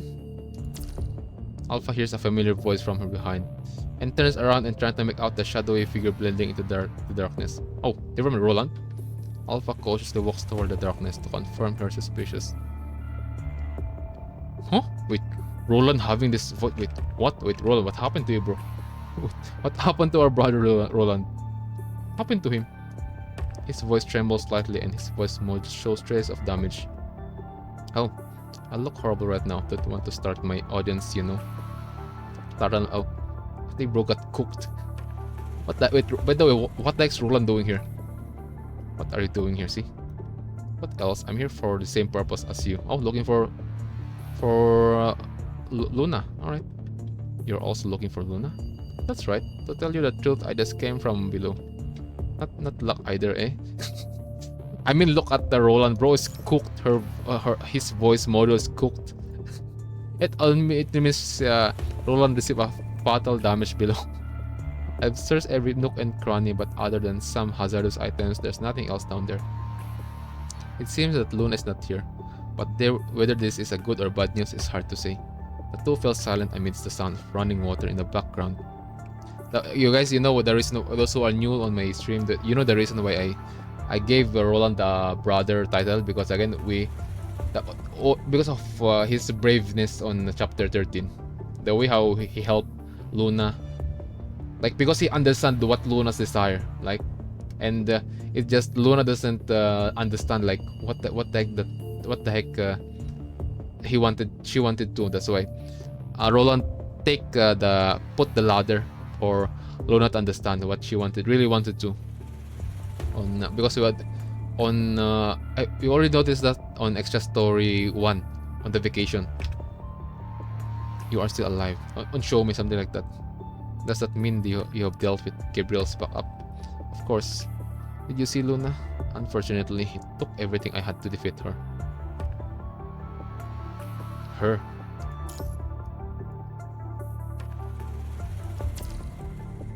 Don't give me that look. Even Luna had trouble dealing with it. Her. Wait.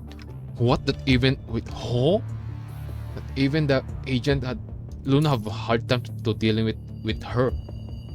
It's even Gabriel's backup. Interesting. Who is this? Who is this one that other than? I mean, we know that Roland is one of the weakest on the Luna's group, right? But again, for that even Luna, an agent of Asnet, have trouble dealing with it. Interesting. Who's that person? Roland laughed awkwardly with his damaged voice module. If even Luna found it hard, how could you possibly handle it? Roland, I used to suspect that you've been hiding your true strength. Even while I was in the MIND, I suspect that. Why are you able to hold off the Grey Ravens? See, always other stuff that the Roland wants to do. You don't have to be on guard against me. It's only because I've grown. I'm no longer the same as before. I've been hiding my true strength, but it's Babylonia I'm hiding it from. If I show my true power from the very beginning, that would have changed the tactics they used against me. No. We're back in the question. If when you're going to on question on Chrome part, right? That yeah, if you're going to fight an enemy, what's the other stuff that you need to consider? You need to be cautious of unknown. See? Now, the word unknown has been used here now.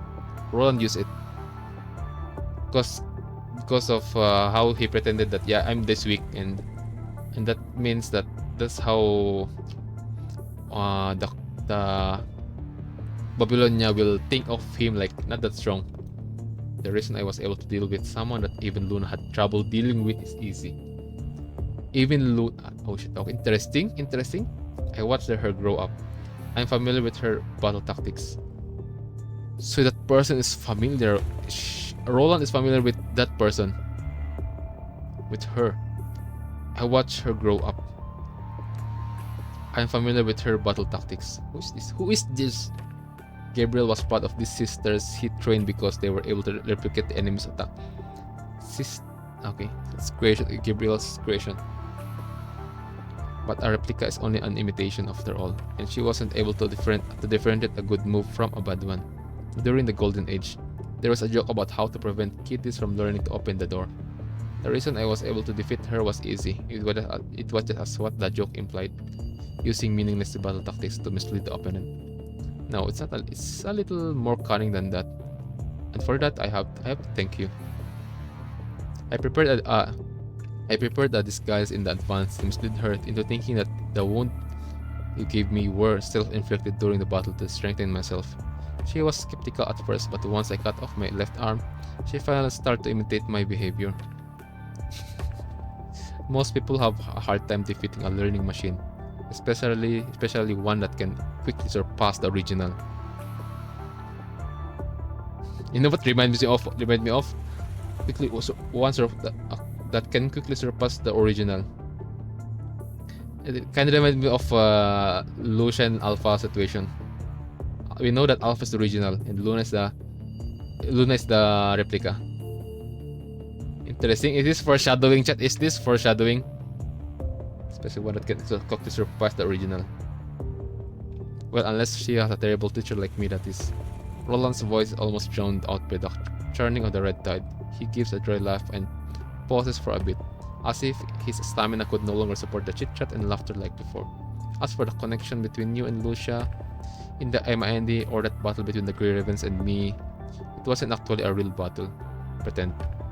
After our talk, I temporarily retreated and prepared a little gift to delay them. Stood on the sidelines waiting. You know what? Again, that's what make Roland have the brother title. I had planned to use it to delay you, but at least it came in handy. Where will you go next? Please allow me to keep that myself for now.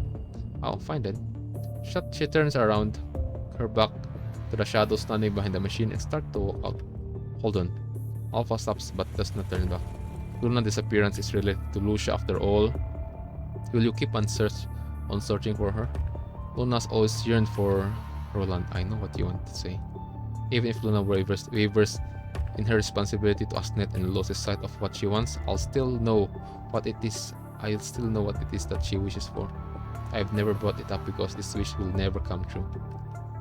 We are ascendants and we can replace our hopes in Babylonia, nor we can count on Lucia and her commandant, who we know nothing about, unless the Grey Ravens have changed their position.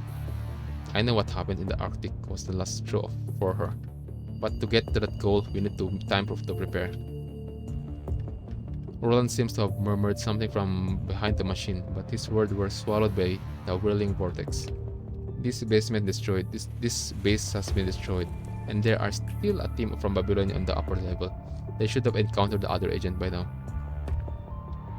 It is now up to him to settle the score for the accumulated conflict with the humans. I'll also be able to get out of this mess and continue my search for Luna.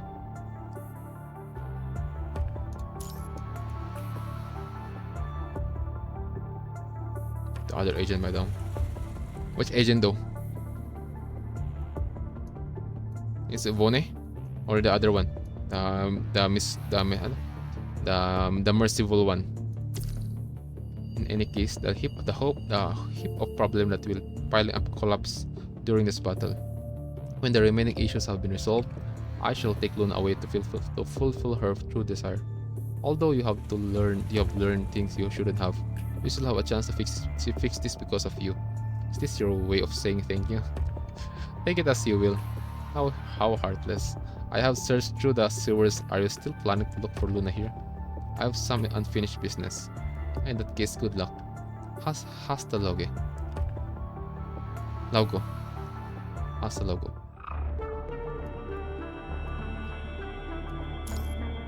Crossing path. I'm gonna use Lucia. Time to use Alpha. I'm gonna fight though. Bidding Roland farewell. Bidding. Alpha returns to the upper level to where she came in from. Walking in the direction she guessed they headed in, she steps in a wrecked greenhouse. It wasn't just Cinderella they countered.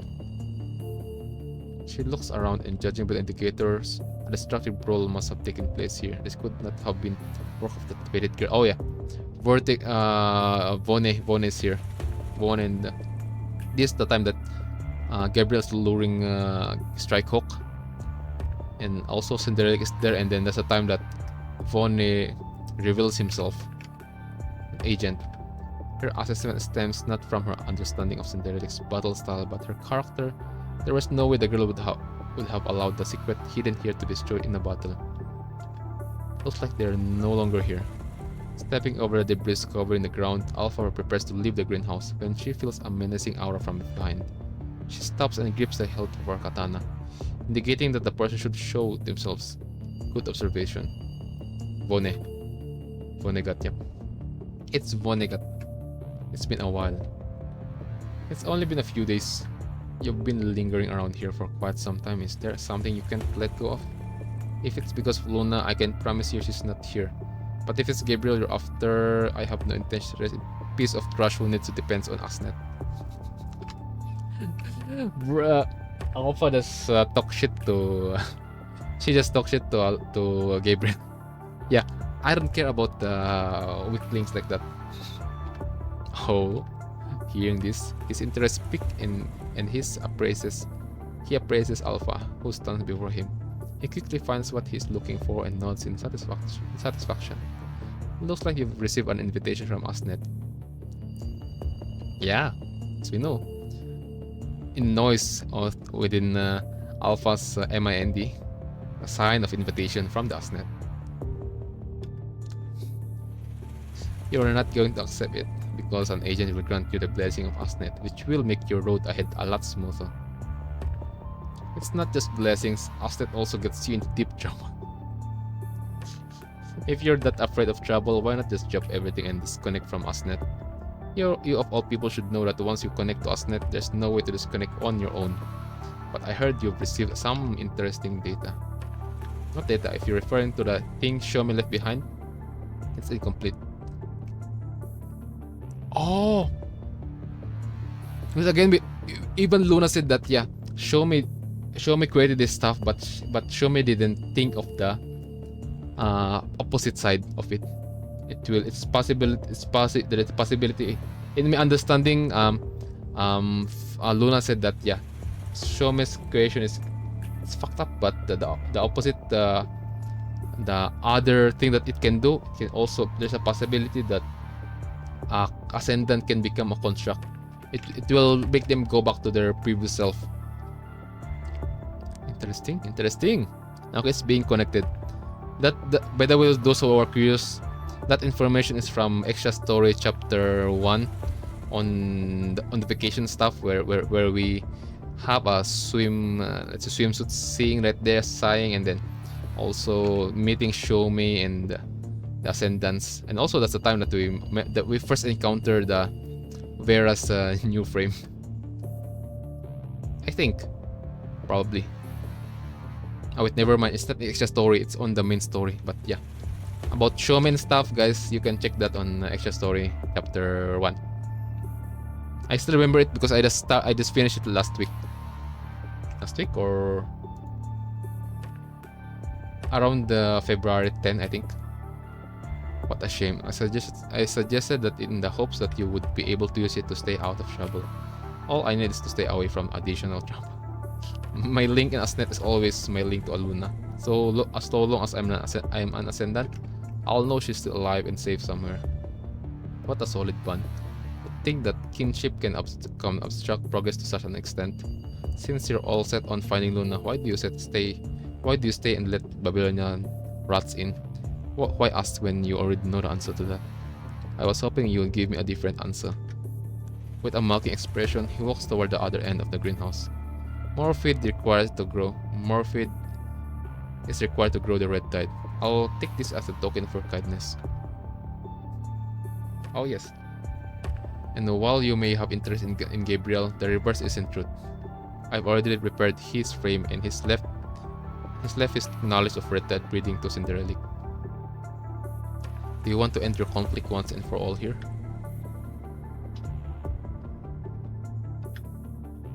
Alpha surveys the old haunt she is about to say goodbye to while waiting for Gabriel to arrive. Time for round 2. In this familiar environment, her thoughts take her back to the past.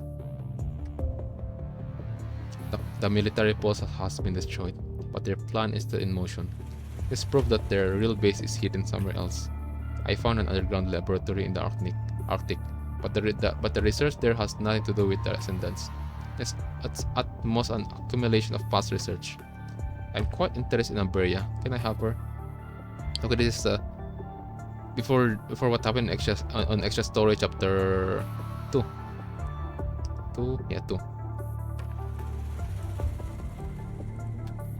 Go ahead and see if there are any clues we miss while you're at.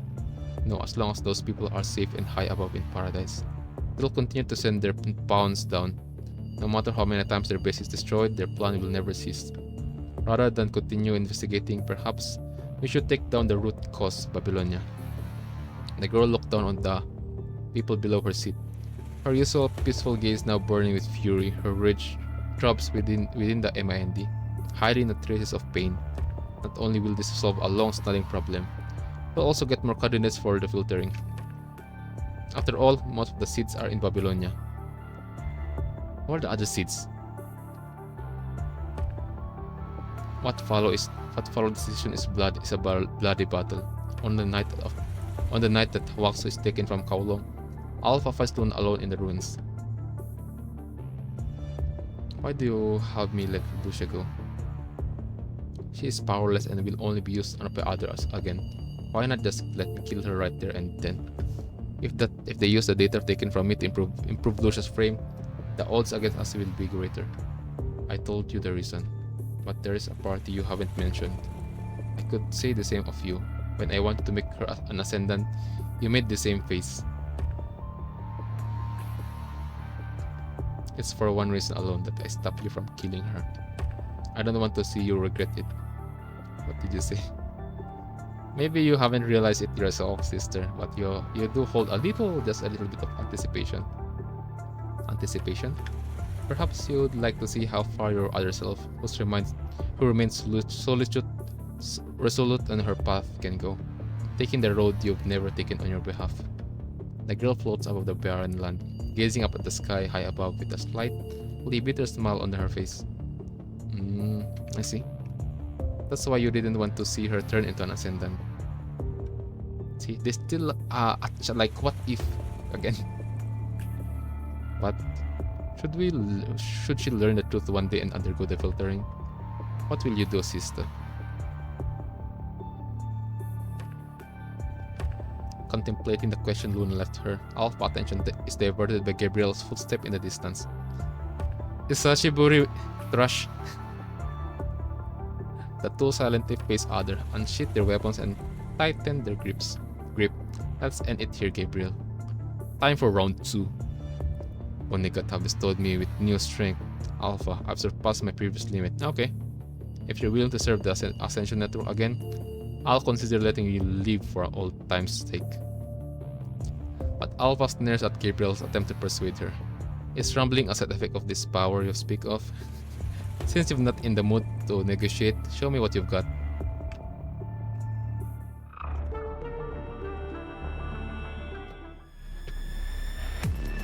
Okay.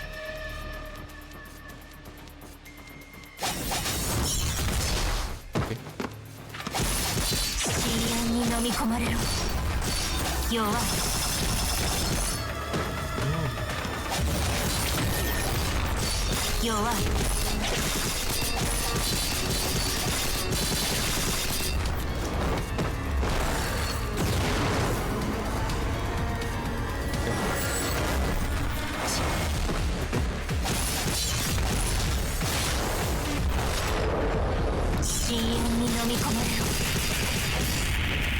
You died. You got cooked. What power? What power? Yeah. Anyways.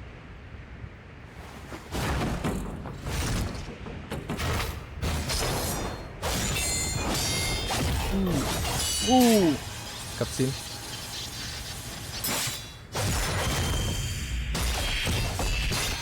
What power? Oh. Interesting.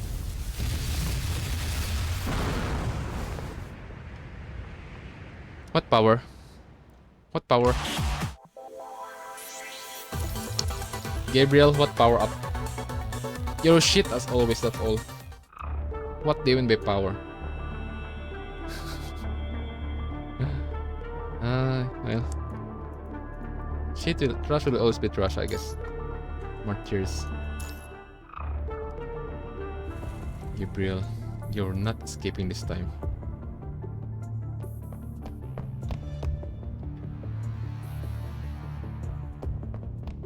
First running. I knew you were here. Gabriel is making his way forward through the dark sewers, heavily injured. You rely too much on Osnet and have forgotten the most important aspect of combat. She splashes through the tunnel, heading toward him. You may be strong, but it all counts for nothing if you can't hit your target. And now, you're heading back to that agent to beg for his help. Alpha draws her katana and cold faint dances along the length of the blade, reflecting the glistening light. I won't let you skip again. How foolish.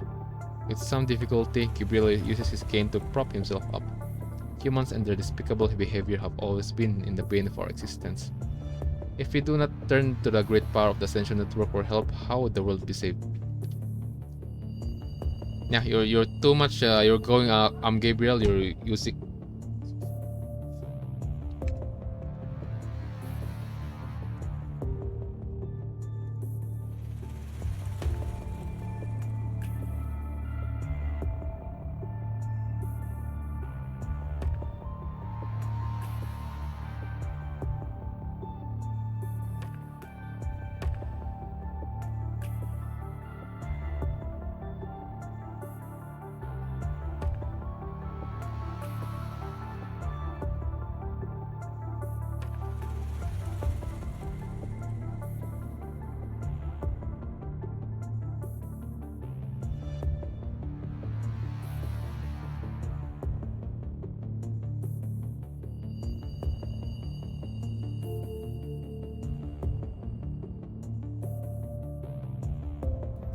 Okay, we're back.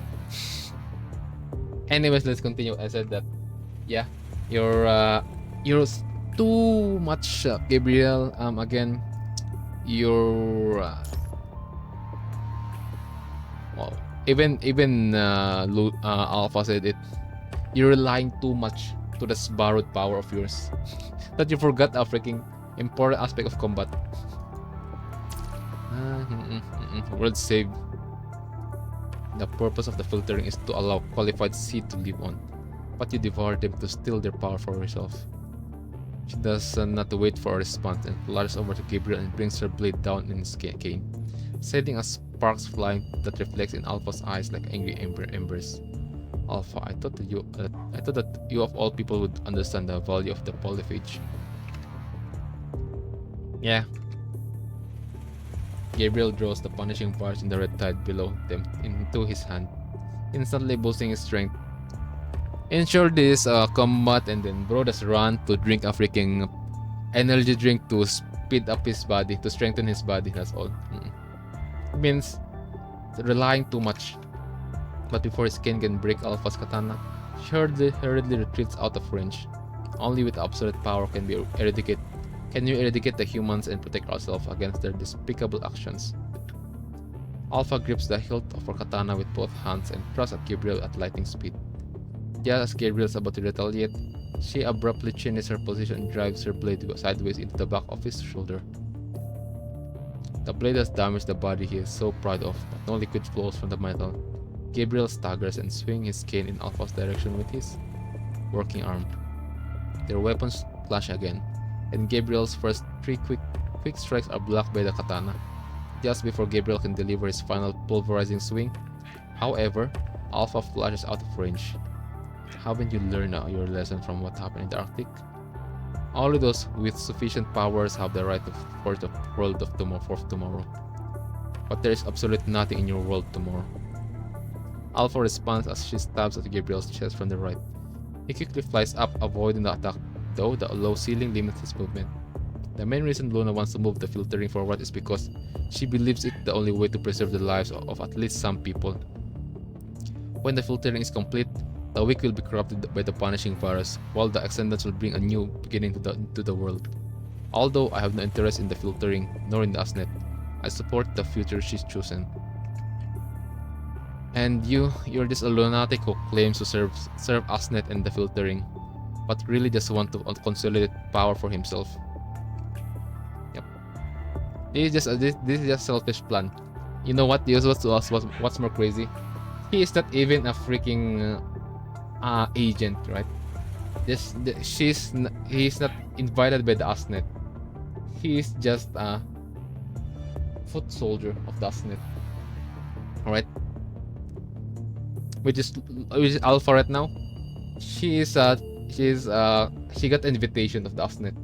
Despite that, she's not this aggressive, like, yeah, hey yo bro, I got the invitation of Asnet and I just don't want to become one of them, and like do some shit like that.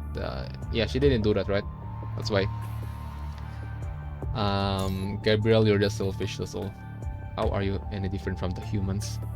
She shifts her katana and strides toward Gabriel, concentrating all her energy in the tip of her blade.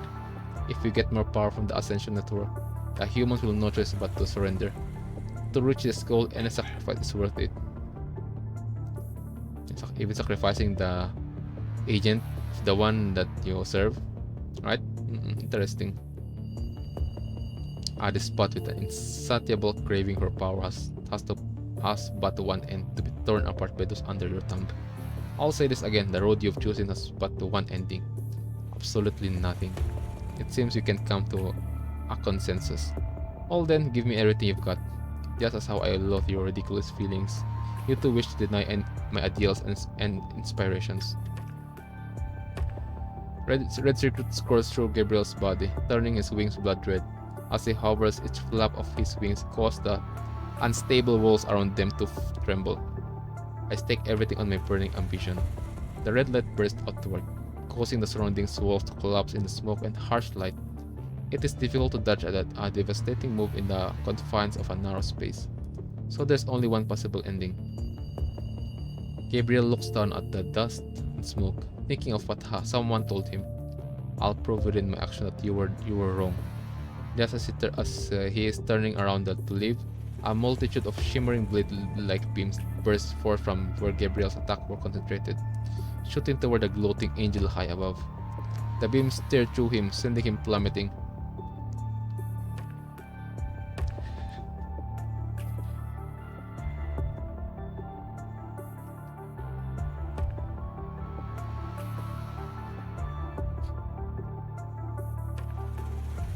Despite the help of Von, the other agent, despite the help of running off on this place to get energy drink of Red Tide, despite all your bullshit talking, you got cooked. You got cooked easily by Alpha. And you know what's more crazy? The way the illustration showed the light above, and the way that she looked down. Disgust. That's what that it only means. This represent the word that disgusted by this thing. Disgusted by something. Like it means like UI mo, something like that. His mechanical parts lie beneath the pale white light, the energy not yet dissipated, causing them to twitch among the rubble. The word immortality that was carved in his body was torn apart by the blade beam, whispering its master's unfinished ambition. Those memories of the past buried deep and never talked about. Those long-held aspiration, prejudice, and unspoken feelings have all died together with the unknown origins of his name. The remnant of what was once an angel struggled in his death throes, forcing his last hoarse words through the damaged voice module, not long before filtering, soon born. But he has not even finished his last word before using up his last bit of energy, and it turns to a deathly stillness. Alpha does not say anything and leaves for her next destination. Her silver hair flutters in the wind, revealing the team insignia that is usually obscured by her long hair and rarely noticed. If the filtering that Asnet has implemented is meant to be accompanied by blood and battle, the path Gabriel chose ultimately led to his funeral. True. Did he fall victim to his own belief on the path he chose? Farewell, the crazy martyr. A breeze wafts through the sewers, lifting the hem of Alpha's outfit as the darkness gradually envelops her figure. While no one may know from whence the wind blows or where it is headed, there will always be trace of what existed here. After Alpha has disappeared into the distance, a golden-eyed girl quietly hugs the head that once stored Gabriel's memory. Golden-eyed girl. Cinderelic?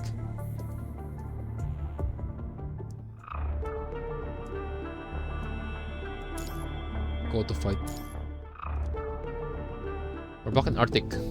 That is the information Alpha coerced out of the hiding mermaid by pressing her katana against her throat. Lamia, the night before the final plan was to be executed. At the same time, Luna learns the location of the experimental ultra-high energy antenna cluster. Lamia, returning from the Arctic, shares the same facts with it. The Project Winter, his name again.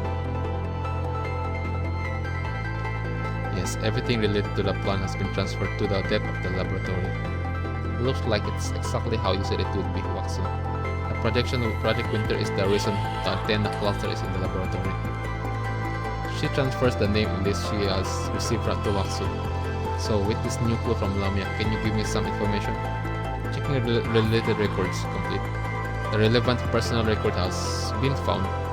A search has returned the target's activity records. Cut to the chase. The information is consistent with the individual named Lamia. Kaplan remains active and is organizing the transfer of it to the underground laboratory. Kaplan. Yeah, the scientist, the researcher, that fucker. Based on the contents of the seized message from the target, it is presumed that they are seeking information on the other deceased individuals from the inscripted address in Babylonia. This includes your previously searched cars of Rand and Anne, and as well Revenge and Hero.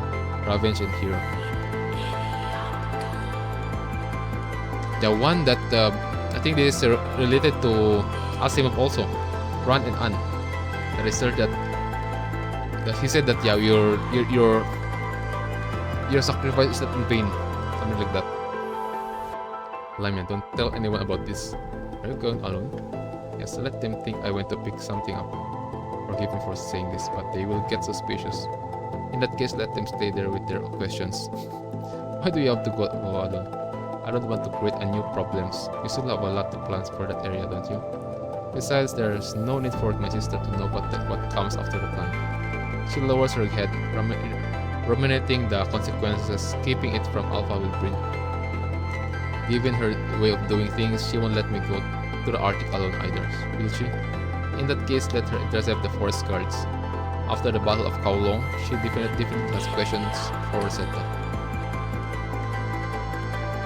You seem irritated. If it's stupid thing as always, you wouldn't be making that expression. Does it have to do with what Waxo showed you? Sister. Yes. The Institute brought back some memories from my past. Alpha remained silent for a moment. Obviously, she knows what Luna meant by her past. That underground laboratory is used to imprison Umbria. The same stuff like it is an expression of their desire and arrogance, just like the military post. Yep, when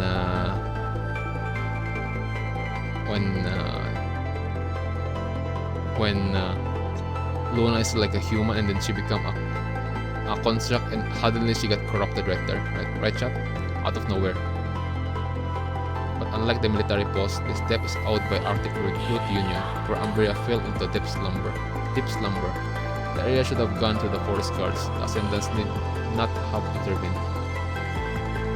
And that military post was destroyed through a combined effort when Alpha broke free. With Lamia's intervention, the plan against Ascendants was no longer feasible and the parties ceased their cooperation. At least that was what was assumed to have happened then. It's now in ruins. I understand why you feel this way, but it wasn't the smartest course of action. You don't need to worry about Mrs. No one can shake the power of Asnet, not as one person, not as a group. I wouldn't state the obvious. Destroying that institute can change the past. It will all affect your mood. Do you want to do something for them? I only did what I wanted to do. Luna hovers next to her sister and gazes off at the ruins in the distance. I am not interested in seeking justice for those sinners. I am only interested in uprooting the disgusting things that I hate. No matter if my actions benefit others, they will never thank me, but I never sought humanity's gratitude. I only do what I wanted to do, and that's all I ever do. He smiles fleetingly. Disgusting things. Alpha only knows what exactly was going on when she gets the news from Lamia. I always seem to make interference based on how you used to think as a child. That's me being arrogant. Alpha opens her eyes, deciding to do a sip of the greenhouse just to be sure before leaving. Since the emergency of the noise, she's often pulled into her memories. The voices seem to be trying to evoke a certain emotion by blazing through her mind. Just as she is about to head to the greenhouse, she sees Cinderella walking over, hugging the remnant of a familiar mechanoid. That's Gabriel's. Question popped into Alpha's mind. That girl has the ability to create hetero creatures. Can she use that to revive Gabriel? No, that's impossible.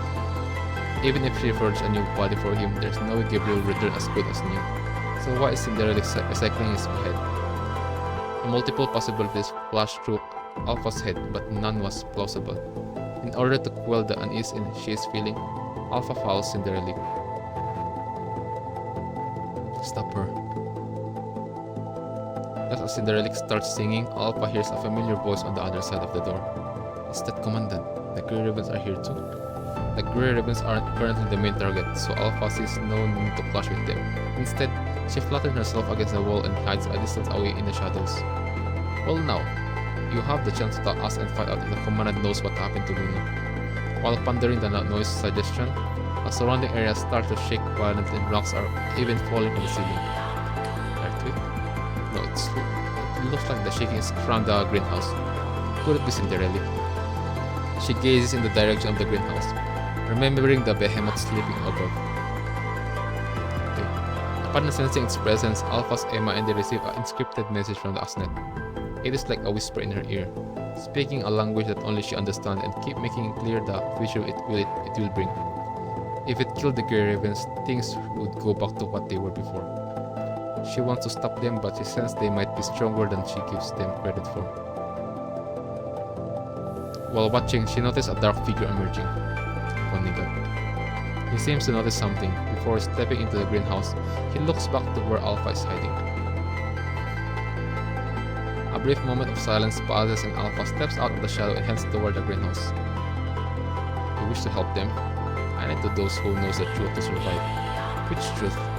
Whether it's about OMAGAD or her frame, it will all be in my favor. Her frame? Which one?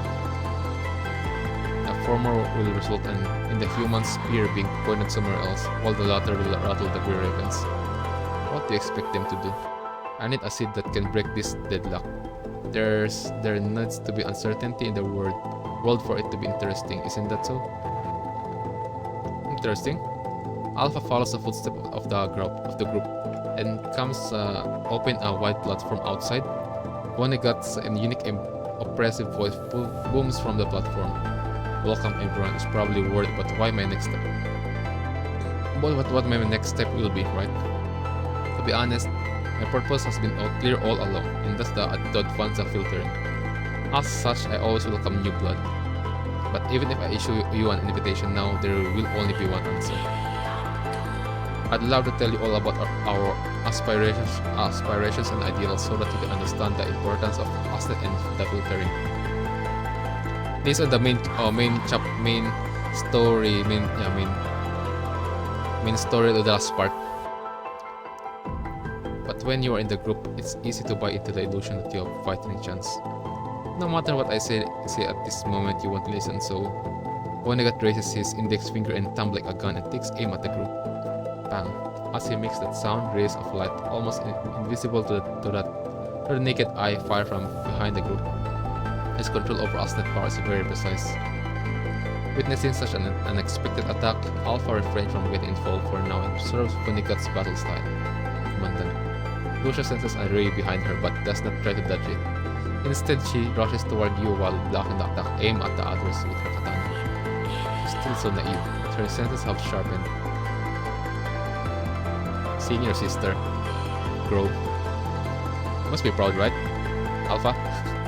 You may have remained unscattered under LUCIA's protection, but she is not fast enough to block the final strike. LUCIA. She staggers back, clutching her wound. Her vital fluid leaks from her right shoulder. The wound is deep, although the internal structure is undamaged. She raises her head and looks around. Besides herself, everyone else has more or less taken some damage from this unexpected attack. Wanchi, I'll leave it to you. The construct you call Wanchi. We hurried over to LUCIA's side. It's okay, you can fight, bro. Do you want to turn off the pain module? There's none to risk Emma any deviation with only this level of pain. You can try all you want, but I still have a lot of tricks up my sleeve. I can keep this up until you decide to obey me. Are you going back to your agreement with Chrome? No, but I only agreed not to kill you. I didn't promise anything else. Didn't the commandant over there let 2 flies go as well? You mean Reina and Percy? OMAGAD gives a non-committal smile. It doesn't matter, I have no use for the weak. I won't even use my own time on them. But as for you, although she can continue watching on the sidelines, given her style of doing things, she will be handing over tactical deployment to you. An ignorant human, no less. Alpha strides over to the group.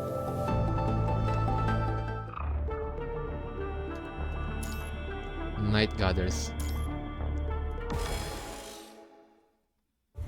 Why are you helping? Sheesh. You know what's so funny here? Like, reunion. This is a reunion in a unique way.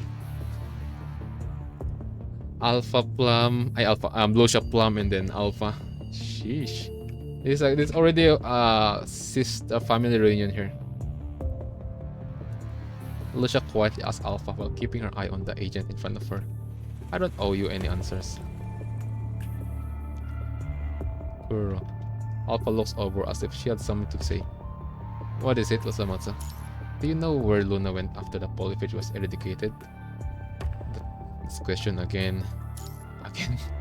She hesitated slightly before furrowing her brows like something just something has just dawned on her. The last thing you remember was a brilliant light emanating from the polyphage core and the concentration of the punishing virus in the area suddenly skyrocketing.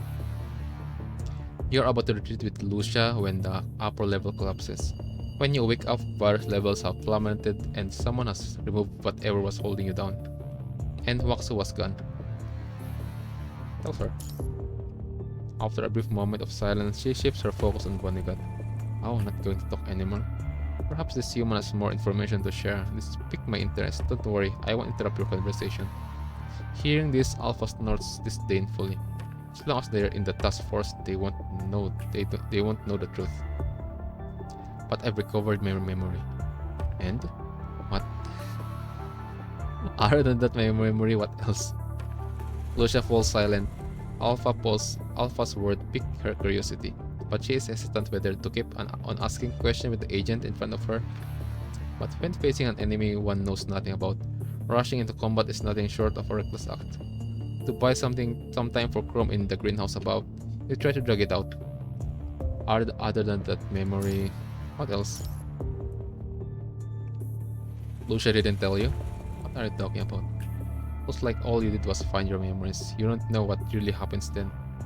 What really happened?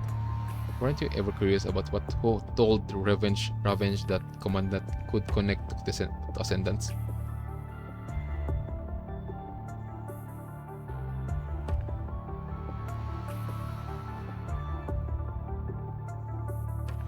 Okay, interesting.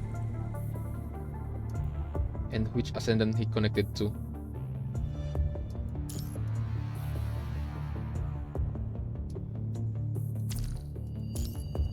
It's Vonnie, right? Vonnegut. Alpha deliberately enunciated every syllable of Ascendant while keeping her eyes fixed on the agent before her. Was it his subordinates? Not so dumb after all. Oh, okay. Ascendant, not agent. Okay, interesting. She hesitates slightly, then decides to ask the question that has been bugging her. Have you heard of the Project Winter? How do you know?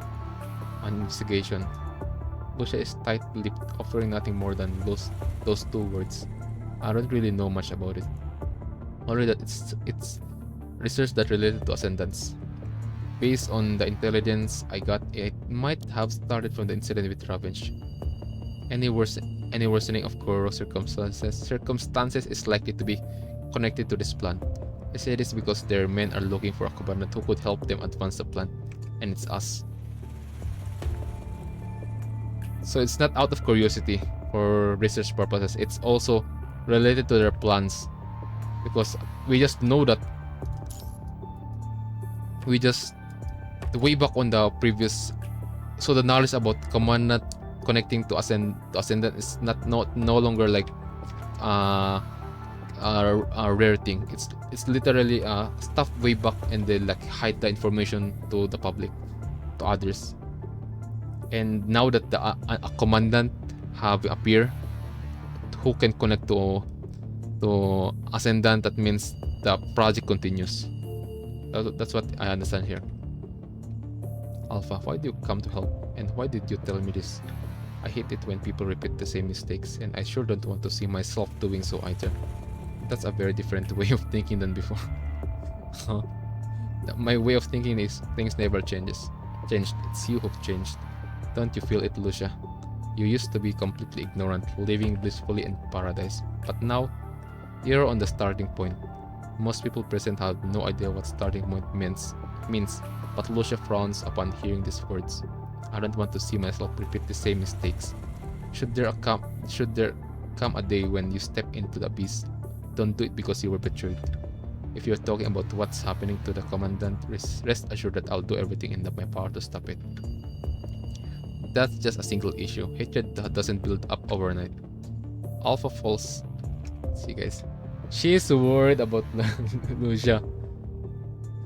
She's worried like, I don't want you to experience the same stuff that like what happened to me before, and I want you to, because I have this. What if you will have another path that other than the one that I did before, and stuff. Interesting. Lucia, I used to think that if you only, I used to think if only as a few, only as a chess piece left over from a conspiracy, a piece of data that was previously deceived and had no reason to exist. That's why I've wanted to get rid of you since we met. But at the same time, you've shown me new possibilities. New what if. You are no longer as confused and weak as before. You're your own person, and even though you are very similar to me, I'll no longer see you as unwanted data. See? Your twin sister is caring, Lucia. Alpha is caring. Show me how long you can struggle for. I will never walk the same path as you. Oh? Then do you best to flee from the clutches of the abyss before that day comes. And now, Alpha steps forward, grabbing the hilt of her katana at the same time as Lucia grabs hers. Together they point their blades at WUWA. Aren't you going to tell her about the Arctic incident? Some words are more believable if they come from the mouth of another. Makes sense, bring it on then. Sheesh. The battle, which is forced to take place, lasts 3 minutes. During this time, WUWA unleashes a never-ending barrage of unexpected attacks. Practically everyone has sustained injuries except Alpha, who is familiar with WUWA.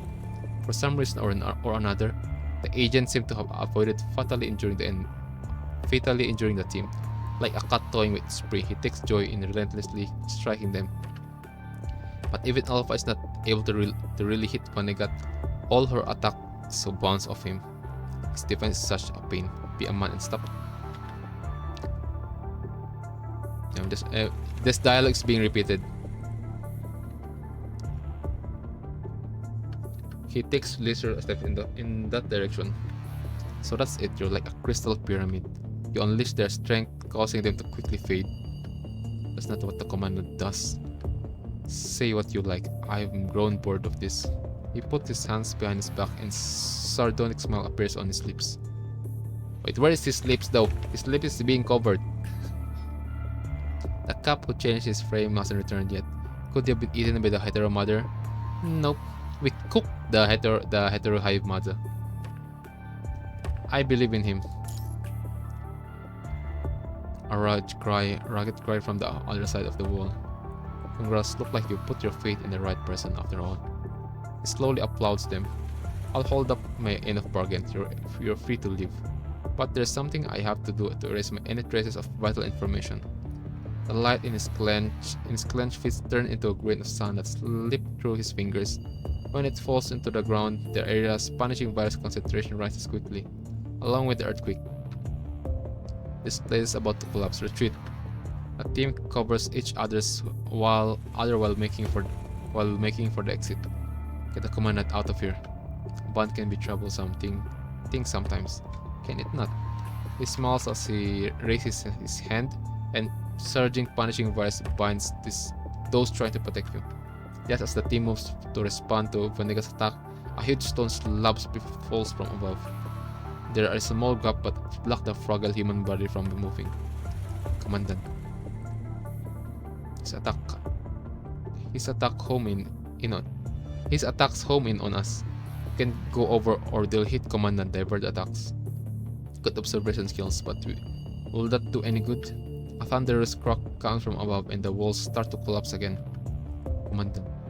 Lucia leaps into the air, smashing a falling stone slab after another while using the rocks to block the path of the lightning. Over here, under Alpha's onslaught, cracks start to appear in WUWA's force field, but they quickly close up. Lucia swoops down to assist, and their successive attacks finally breach the impenetrable light screen by tearing it apart before it can be repaired. Interesting. How interesting. It is to see you struggle. If you want to save that commandant, come at me, all of you. I just wanted us to stay and continue fighting. If you're worried about the collapsing arena, I don't mind moving our battles. Some are safe. Then let's go. The fear in Camu's voice gets everyone to evacuate the area. But just as Lucia is about to raise her katana once more, WUWA snaps his fingers at Alpha. But before we begin, I have to remove the outsider. Instantly, mirrored noise inundate an Alpha's mind. Look where you stand, Alpha. Huh? Oh shit. Okay, never mind. MIND deviation. This is what it's called, right? This is force deep diving. Careful where you stand, Alpha.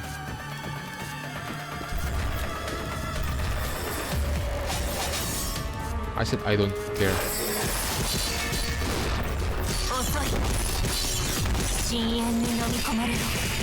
Next. Do you really get over it? Yep.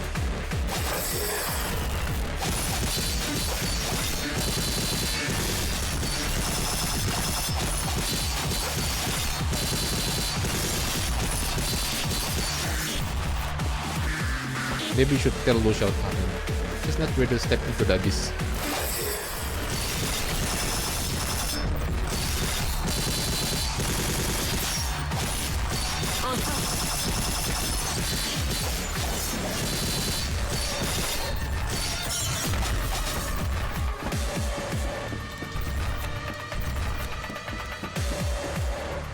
It's not too wise to resist the favor given the asset Asnet. Get the hell out of here. It's Asnet who wants to invite us, not you, alright? For the favor is not only a favor.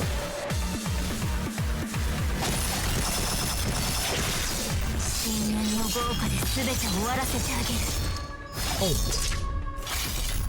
Up until now that's clean. That ult is clean as hell. Crazy. So clean. Oh. Hello? Oh, it's a fish. Let me conduct a hands-on experiment. Okay. Okay.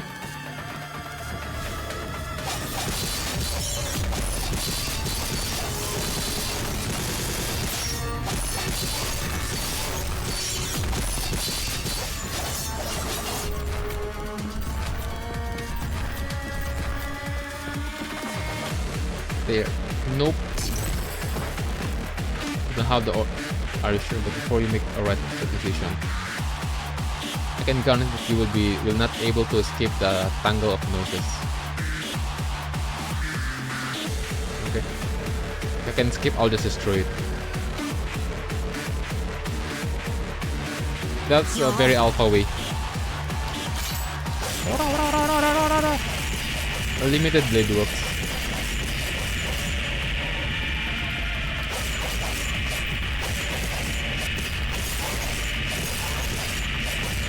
Kinda crazy guys, because even players can hear it, the noise.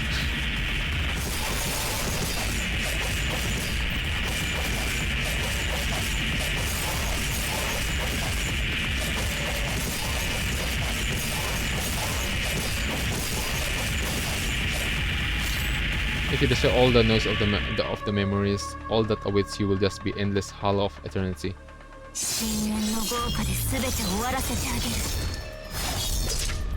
I am the storm. Oh, are you trying to live here even at the expense of destroying your MIND? I respect that.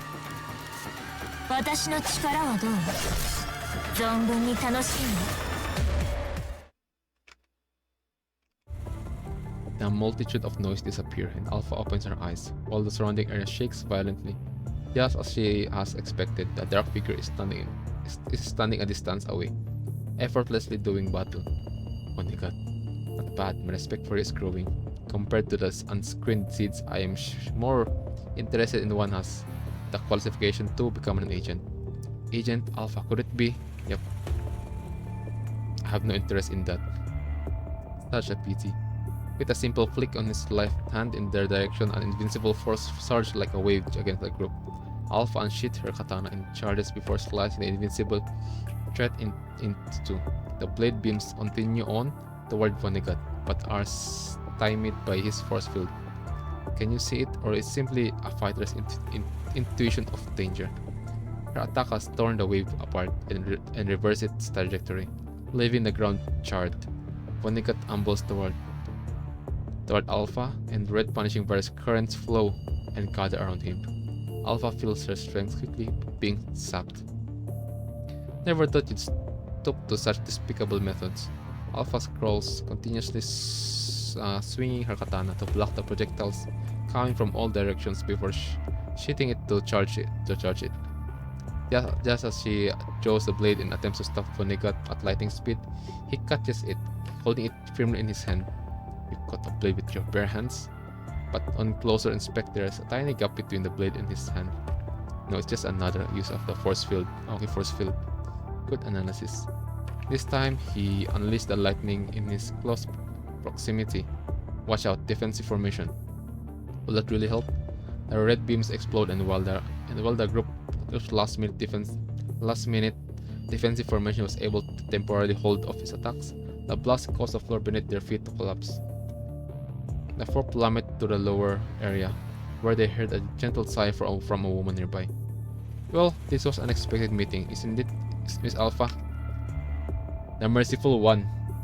The one who called me as Alpha is, yeah, it's Miss is the merciful one, right? Again, there's 3 agents here. I mean, there's 2 agents. I mean, yeah, it's Vonnegut. I mean, we only know about 3, right, chat? Vonnegut, Luna, and then this new one, recently one, the merciful one. You are finding her balance. Alpha looks in the direction of the voice and sees the woman who introduced herself as the merciful one standing in front of them. Vonnegut also senses her presence and stops his attacks. That's how strong she is. Now, go. The 3 bits hasty retreat in the chaos and make for where Kuro is. Merciful one, why are you still here? My apologies, I was drawn into the mother in the greenhouse, so I thought I'd stay and watch how she grows. even when it got so quiet. Okay, interesting. There's someone interesting. Vonnegut looks at the merciful one in a rare bout of silence. There's no need to remain here. Taking advantage of Vonnegut's inaction, Alpha makes for the exit. See? Vonnegut sees Alpha leaving and does not try to stop her. The guest in front of him is the one that requires his full attention. Oh shit, that's... Again, in Agent, the only reason if out of respect, it's power. Because in how we know the agent of Asnet, they're all powerful. But if one of them suddenly stop and focus their attention on you despite the fighting someone, it means you're a strong person who need full of their attention. Oh shit. Leaving the collapsing sewers, Alpha returns to the ruins. She leaves the name tag she picked up while escaping near the transport craft, then turns and leaves the scorched earth behind. Once the dust and smoke from the explosion have settled, a tranquil silence returns to the area. The Gyal sweeps the shattered debris into its embrace and dances through the craters of the devastated land. The dust will one day heal the wounds of the earth, and life will begin anew. The transport craft carrying the Grey Raven's disappears into the sky. Into the flow of the setting sun, a motorcycle speeds past the refugee camp and off into the horizon. Motorcycle? The one that we know who love motorcycle is Alpha, right, chat? Night is approaching. Yeah, because it's also motorcycle that she used when she's hunting Shomi and end up going in on the Forsaken with Uncle Watanabe. Because Uncle Watanabe trapped the Shomi right there, I think. Night is approaching, but never once does she look up at the sky.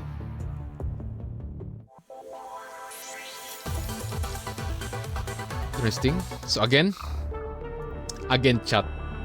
Again, only one thing that makes Ascendant stop moving or acting, be cautious. It's either one, out of respect, 2, power. If there's one thing who's more powerful than you, all your attention will be focused to that person, and that's what's happening to Vonnegut, right, chat? So the merciful one is strong. Like you don't do some shit to her. Oh, interesting. Wow. Next would be extra story, chapter 5. All right. Guys, we learned a lot. I get my brain is still braining right now, chat. See, guys. Thank goodness I stopped my stream the other day, because if I did that, I gonna end up streaming for like 9 hours again. Alright. We learned a lot of stuff about on main story. We learned about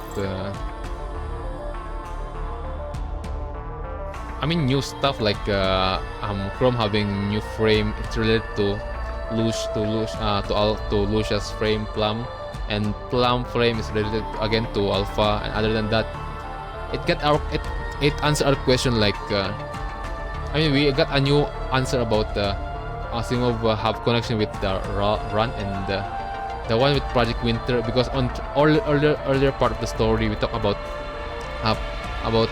we have Lucia having investigating her memories, right? More or less Alpha's memory, and then she encountered the Project Winter, and then other Grey Raven way back, and the scientists and stuff also, and also about Kurono, Miss Doctor or Mr. Kurono and stuff. We learn about that, like, because again all of other stuff like weapon frames it's made from Kurono, something like that, right, chat? That's why it piqued my interest. Other than that, later story we learn about we encountered new character Cinderelic, and again a newest one, the Merciful One, which is again Ascendant, an agent, and even Vonnegut, I don't know, I forgot what his name, but yeah, bro is so quiet. Either fear or caution to that person.